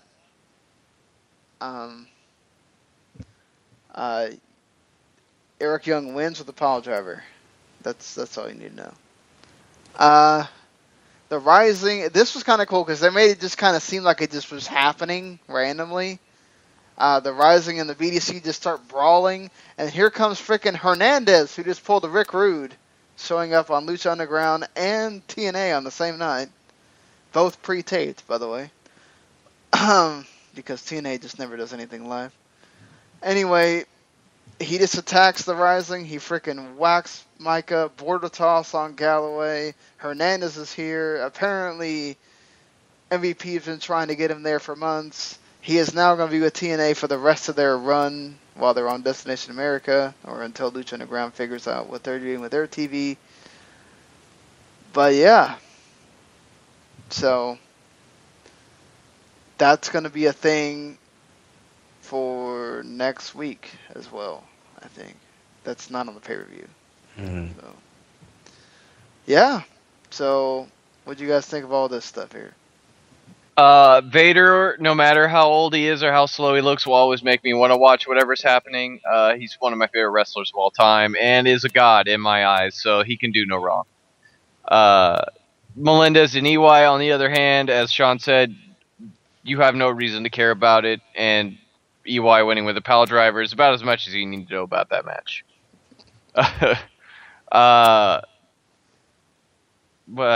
Brain. Hernandez. It's a fine addition again. I think he'll fit in the BDC. He has that aura around him, but the BDC is like a revolving door now with all the people leaving, so I don't know if it has that same oomph to it that if it ever had, Yeah, Vader is a really cool guy. I mean, I've always enjoyed watching him, so having him be a part of this show was very much a treat. I really thought it was kind of cool to have him. I had no idea that Paul worshipped him like that. I'm just curious to see if Paul ever breaks any arms for this guy. Maybe. Maybe? Okay, I like that. I want to see. Put it on YouTube for me. Then the next thing, let's see, the Melendez thing. Oh, God, yeah, we can skip past that because that didn't matter to anybody. And, of course, Hernandez. That is an interesting move, a good move, a smart move. He's been here before. Having him return with the BDC makes complete sense. I like that. You know, to me, it's smarter than maybe even low-key being a part of it because it's a bigger guy. It's a guy that's going to help Powerhouse for, for MVP. So I think it's good. I think overall it makes sense. I'm not hating it. No, I like Hernandez. I like Vader too. I wouldn't hate on Vader. Just I know. You just went break an arm for him, right? Yeah. Okay. No, it just I feel bad when those kind of things happen. Where it's just, I know he's probably still doing it because he feels like he can, but just So the last thing that we have to discuss here is frickin' Jeff and Karen Jarrett showing up on TNA. I can appreciate the whole Karen being upset and all this stuff, but it dragged for me. I don't know about you guys, but when Karen got on the microphone, I was just like, oh Lord, here we go. And Karen just starts, she's about to cry, and I get it, it's a thing, Jeff Jarrett didn't go out on the best of terms and all this stuff, and I could totally get it, but it just felt like they were stretching this out. Jeff Jarrett's stuff was good. My God, this felt like an infomercial for Global Force Wrestling between Jeff Jarrett's shirt and Jeff saying it a zillion times and Karen saying it a zillion times. I mean, there is no earthly way. I don't care what working relationship you have. You don't go on another person's TV and just continue to say the name of the other promotion like that many times. There has to be more to this than just there's going to be TNA guys show up on GFW's first TV taping. There's no way. It was too much GFW. But yeah, Jeff Jarrett's going to be the King of the Mountain match, and yeah, there you go. So. It was really cool to see Jarrett show up again. It was something that TNA did a good job of keeping under wraps until pretty much the day of, and then him showing up in the middle of the show was really cool. And Sean, I think you could say GFW a bunch of times if you're about to own the joint. So, Well, that's what I meant. You were only hinting at it. I'll just be blunt and say he's about to own that joint again. I don't know if I care so much about him being a King of the Mountain, but then again, I don't know if I care about King of the Mountain being a thing on Slammiversary. So, but we'll get there.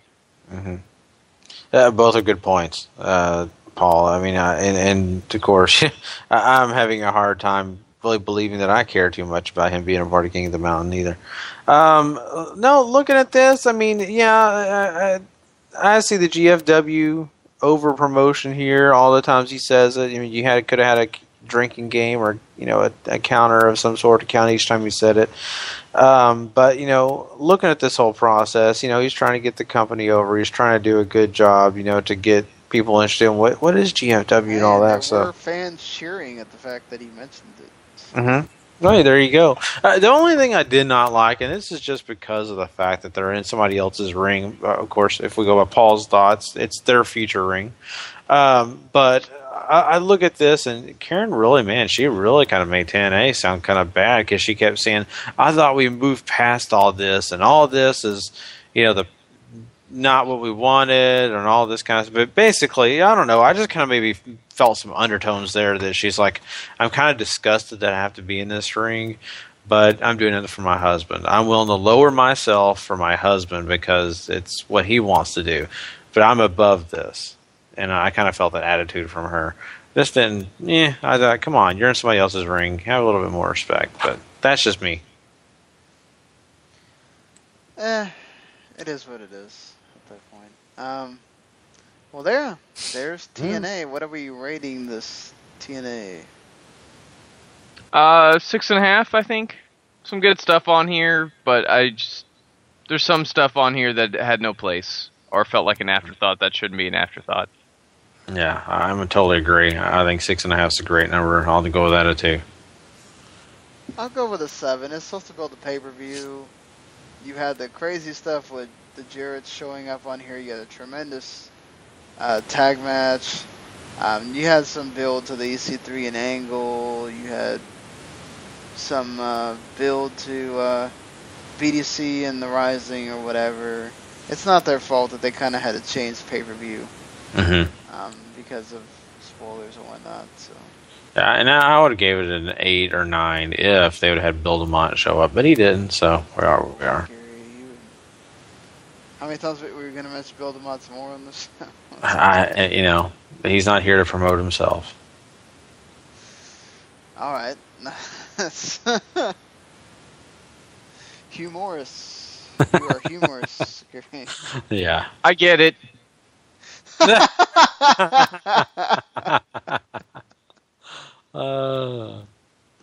Alright, let's do this preview for Slammiversary, guys. Alright.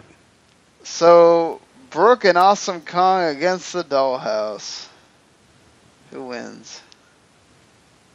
Well, first things first, I want to know how many people out there knew that Slammiversary was this Sunday, because TNA has done an absolutely awful job of building to the show. Yep. Except for the fact that the only way you knew is if you paid attention to the Titantron the entire time. That's about it. Yep. Mm-hmm. As far as this match goes, I'm going to say Brooke and Kong. I feel like you need to keep them somewhat relevant, even because the Dollhouse has been looking very, very dominant throughout this whole thing. I don't think Taryn is gonna. I don't think Taryn's gonna lose the belt.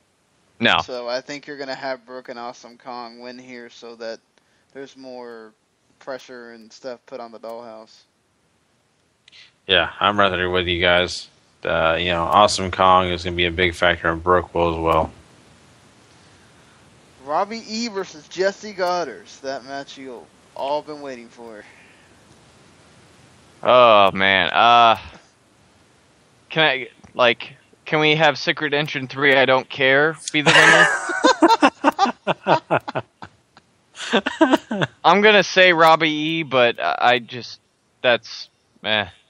Yeah. I'll just say Jesse. Yeah, I'm with this thing. I'm on the Jesse bandwagon only because of the fact that if Kong and Brooke win, then you've got to have a yin yang theory here. So yeah, I'll go opposite way, and for sure, Robbie E though deserves a win. Bram versus Matt Morgan to continue the Bram against former TNA talent storylines. I guess this depends on how long Matt Morgan's going to be around, because he, at one time, was looking to be TNA's next breakout star, and once again they screwed the pooch on that. Which is almost the story of TNA's lifetime, but I'm going to say Bram, but I don't feel confident in that at all. I'll say Bram too. It depends if this is a one-off or not, obviously, like Paul said. I'll just go with Bram here somehow. Or another Bram DQ special. There you go. You know what? Yeah, because Bram wasn't made to look good this last show, so yeah, I'm going to go Bram too. Alright, a match that sort of makes sense. Lastly, Mr. Anderson against EC3 and Tyrus. Yeah, this is a match that makes sense, but I still, it's got a quarter of this equation I could care less about. But you got to go EC3 and Tyrus. You got to make them look strong. You got to keep those guys going towards the top of that mountain. Yeah, plus you can use the whole Lastly and Anderson don't tag together or anything like that or whatever. So EC3 and Tyrus for me too. Yep, I'm right on that train with you guys. I agree. Smart way to sort of make this feel like it means something. Winner chooses the match stipulation. Austin Aries against Davey Richards. Possibly the best match on the show. probably going to be the best match on this show. I'm gonna say Austin Aries, just so that way when the Wolves win the tag match that they want to have, or that they didn't pick, they'll look the stronger for it. Wolves picked the first time, so I think Austin Aries wins the return here, and like Paul said, makes the Wolves look strong when they win a match they didn't pick. Yeah, I agree. I'm totally in with you guys. Probably obvious who's winning. Non-sanctioned match between James Storm and Magnus. Yeah, I mean Magnus. Storm's leaving, and thank God. Thank God. Yeah, I would say Storm, but yeah, like I said, with Storm leaving, it kind of puts a wrench in those plans. So it'll be Magnus.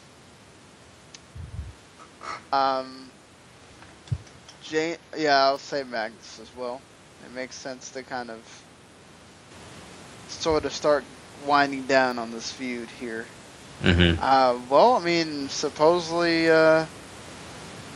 the former she was in CM Punk's Straight Edge Society. The girl that got her head shaved.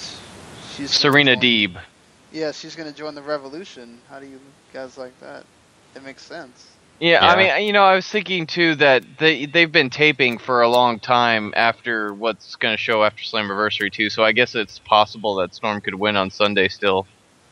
But yeah, I like Serena Deeb a lot. She's a tremendous talent. Great in-ring wrestler too. I'm surprised WWE didn't try to pick her back up or whatever for NXT at least. Yeah.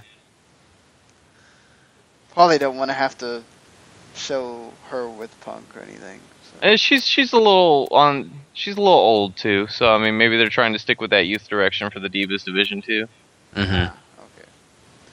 So King of the Mountain match is Jeff Jarrett, Matt Hardy, Eric Young, Drew Galloway, and Bobby Roode. Isn't this for some prize to be determined, or is it just going to be them climbing a ladder to nothing? I no idea. Yeah, see, I don't like. There's nothing on the line here. There's nothing to care about other than that it's King of the Mountain. So they're going to have to make this for something. No more contender match? Maybe? Yeah, something like that. Maybe, I don't know. There's a part of me that really wants them to put Drew Galloway over here, but with Jarrett being in there and what's happening, I think Jarrett winning is a strong possibility. If it's for a number one contender match, I would say Drew. I would say Bobby Roode, because I think that even though Matt Hardy sort of makes sense for EC3's first feud or whatever, there's several possibilities they can do here. If this has anything to do with the title, I would say your strongest bet's Bobby Roode. If it has nothing to do with anything, then Jeff Jarrett's winning. Yeah, Jeff Jarrett, going through all this process, it just leads me to believe that he's going to be the guy on top. It's just, unless he finds another way to get someone over that he really wants to get over, I just have a hard time believing he's not going to be the guy. This is the one and only time Jeff Jarrett puts himself over. Yeah, so I don't know. It's almost like all this is an agreement, and that's part of the agreement for him to have victory. We shall see, I guess, on Sunday. We are not going to do a special for Slammiversary. I'm sorry, but that show is just... Mm-hmm. It's really lame duck as it can get, honestly. And there's already spoilers out for the next 3 weeks of TNA tapings, by the way. So, we are going to review Slammiversary as part of our regular episode next week. Just letting everybody know. Don't expect anything on Sunday. But we do go back to having specials the week after, because July 4th weekend is not only that special WWE house show from Sumo Hall on July 4th, but Dominion is the next day. or next morning, I should say. So, if the United States are in the final, we might have another one of those late specials where it doesn't go on right at well, never mind, because New Japan is that morning. So, yeah, it won't get to be like at a nice hour, like at 8 o'clock or something, but it'll be at least at 11 o'clock Eastern or something. Yeah, you're right. So we'll let you guys know. We'll keep you guys posted on all of that, and hopefully, you get a chance to check us out on those shows. But, guys, we have one more last thing we need to do before we get into some plugs. We need to crown a Superstar of the Week. So we're going to be right back, and we will have a ranking and, of course, the guy that we think deserves Superstar of the Week next. Superstar of the Week.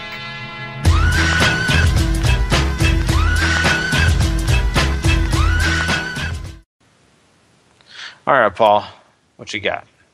So, number 5 goes to Tigre Uno, capturing the X Division championship on Impact. Excuse me. Mil Muertes at number 4, winning the number 1 contendership away from Drago in a pretty fine matchup this week on Lucha Underground. 3 goes to the Dirty Heels, winning that wonderful Full Metal Mayhem match, evening up the tag series. 2 goes to Roderick Strong. Great match with Shinsuke Nakamura this week on ROH TV, and not to mention this Best in the World this last Friday became the number 1 contender. And of course, number 1, speaking of that pay-per-view, goes to Jay Lethal, winning the World Championship, keeping the Television Championship, pretty much cementing himself as the guy in Ring of Honor right now. Well, yeah, I don't think you can dispute 1 and 2 there. I think I'm going to go in the same order as Paul there. Okay. Fair enough. Our lists aren't very far apart. My number 5 is Tigre Uno. I got the Dirty Heels at 4. My number 3 has to be Mil Muertes. Number 2, Roderick Strong. And my number 1 is Jay Lethal. So it looks like Jay Lethal is our Superstar of the Week. That's right, the ROH champion. So proud of him. And, of course, this televised our television champion as well. So double duty for him, and it's a great job, great effort on his part at Best in the World 2015. So there you go, guys. Well, we are going to plug a few things. Just want everybody to let you know, once again, like Sean said, next week we'll be doing a review over Slammiversary. Can't wait to talk about that. And, of course, some other big things going on in the world of wrestling will be happening, and we'll be covering all those big news topics and, of course, reviewing all the great shows. So be looking forward to that. And, of course, Sean, what else do you have for us? Yeah, depending on when you're listening to this, it might already have been done live, so you can go listen to it archived on the VOC Nation Radio Network, which you can also get this podcast on the VOC Nation Radio Network, along with iTunes and Stitcher and TuneIn and all the other places that this podcast is on. Rate and review us on iTunes and Stitcher, because that helps us a lot. It helps us be seen by others.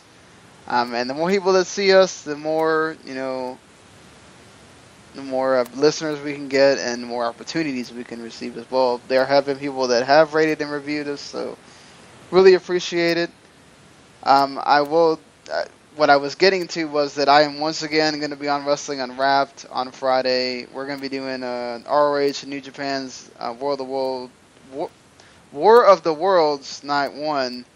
This time it's me and Patrick Ketza, so that should be fun. And, so Gary and I with Randy did the football to football this week. We went all over the map with the NBA draft having happened, and we talked about that. Talked about some NFL news, NHL making the new overtime rule, and various other things. So go check that out. And had a co-op multi this week. Just Mark and I talking about all the gaming news that's been happening. And so you can find all that stuff on the same channels you can find W2M. So, and if you just go on our Spreaker page, it's all there.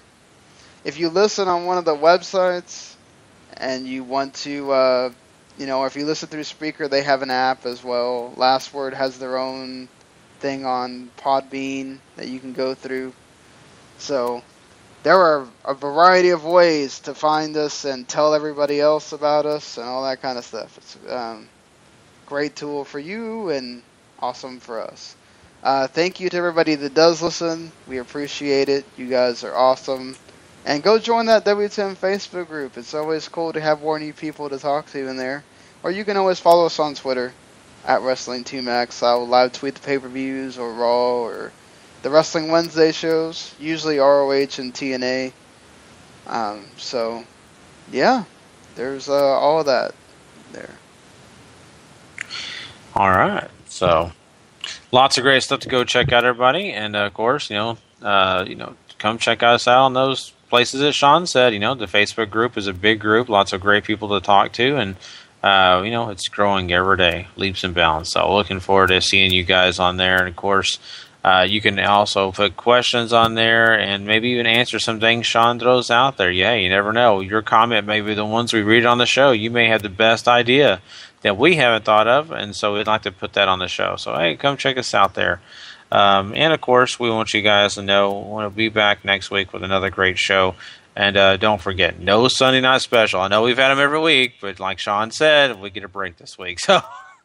don't come looking for us on Sunday. Come check us out once again. If you want to listen live. Episode 150, Gary. That's right. 150. What a man. That's such a nice number, but at the same time. I know we've done more than actually 150, but actually counted as part of the number. Yeah. Exactly. So, well, guys, that's it for us. We really appreciate you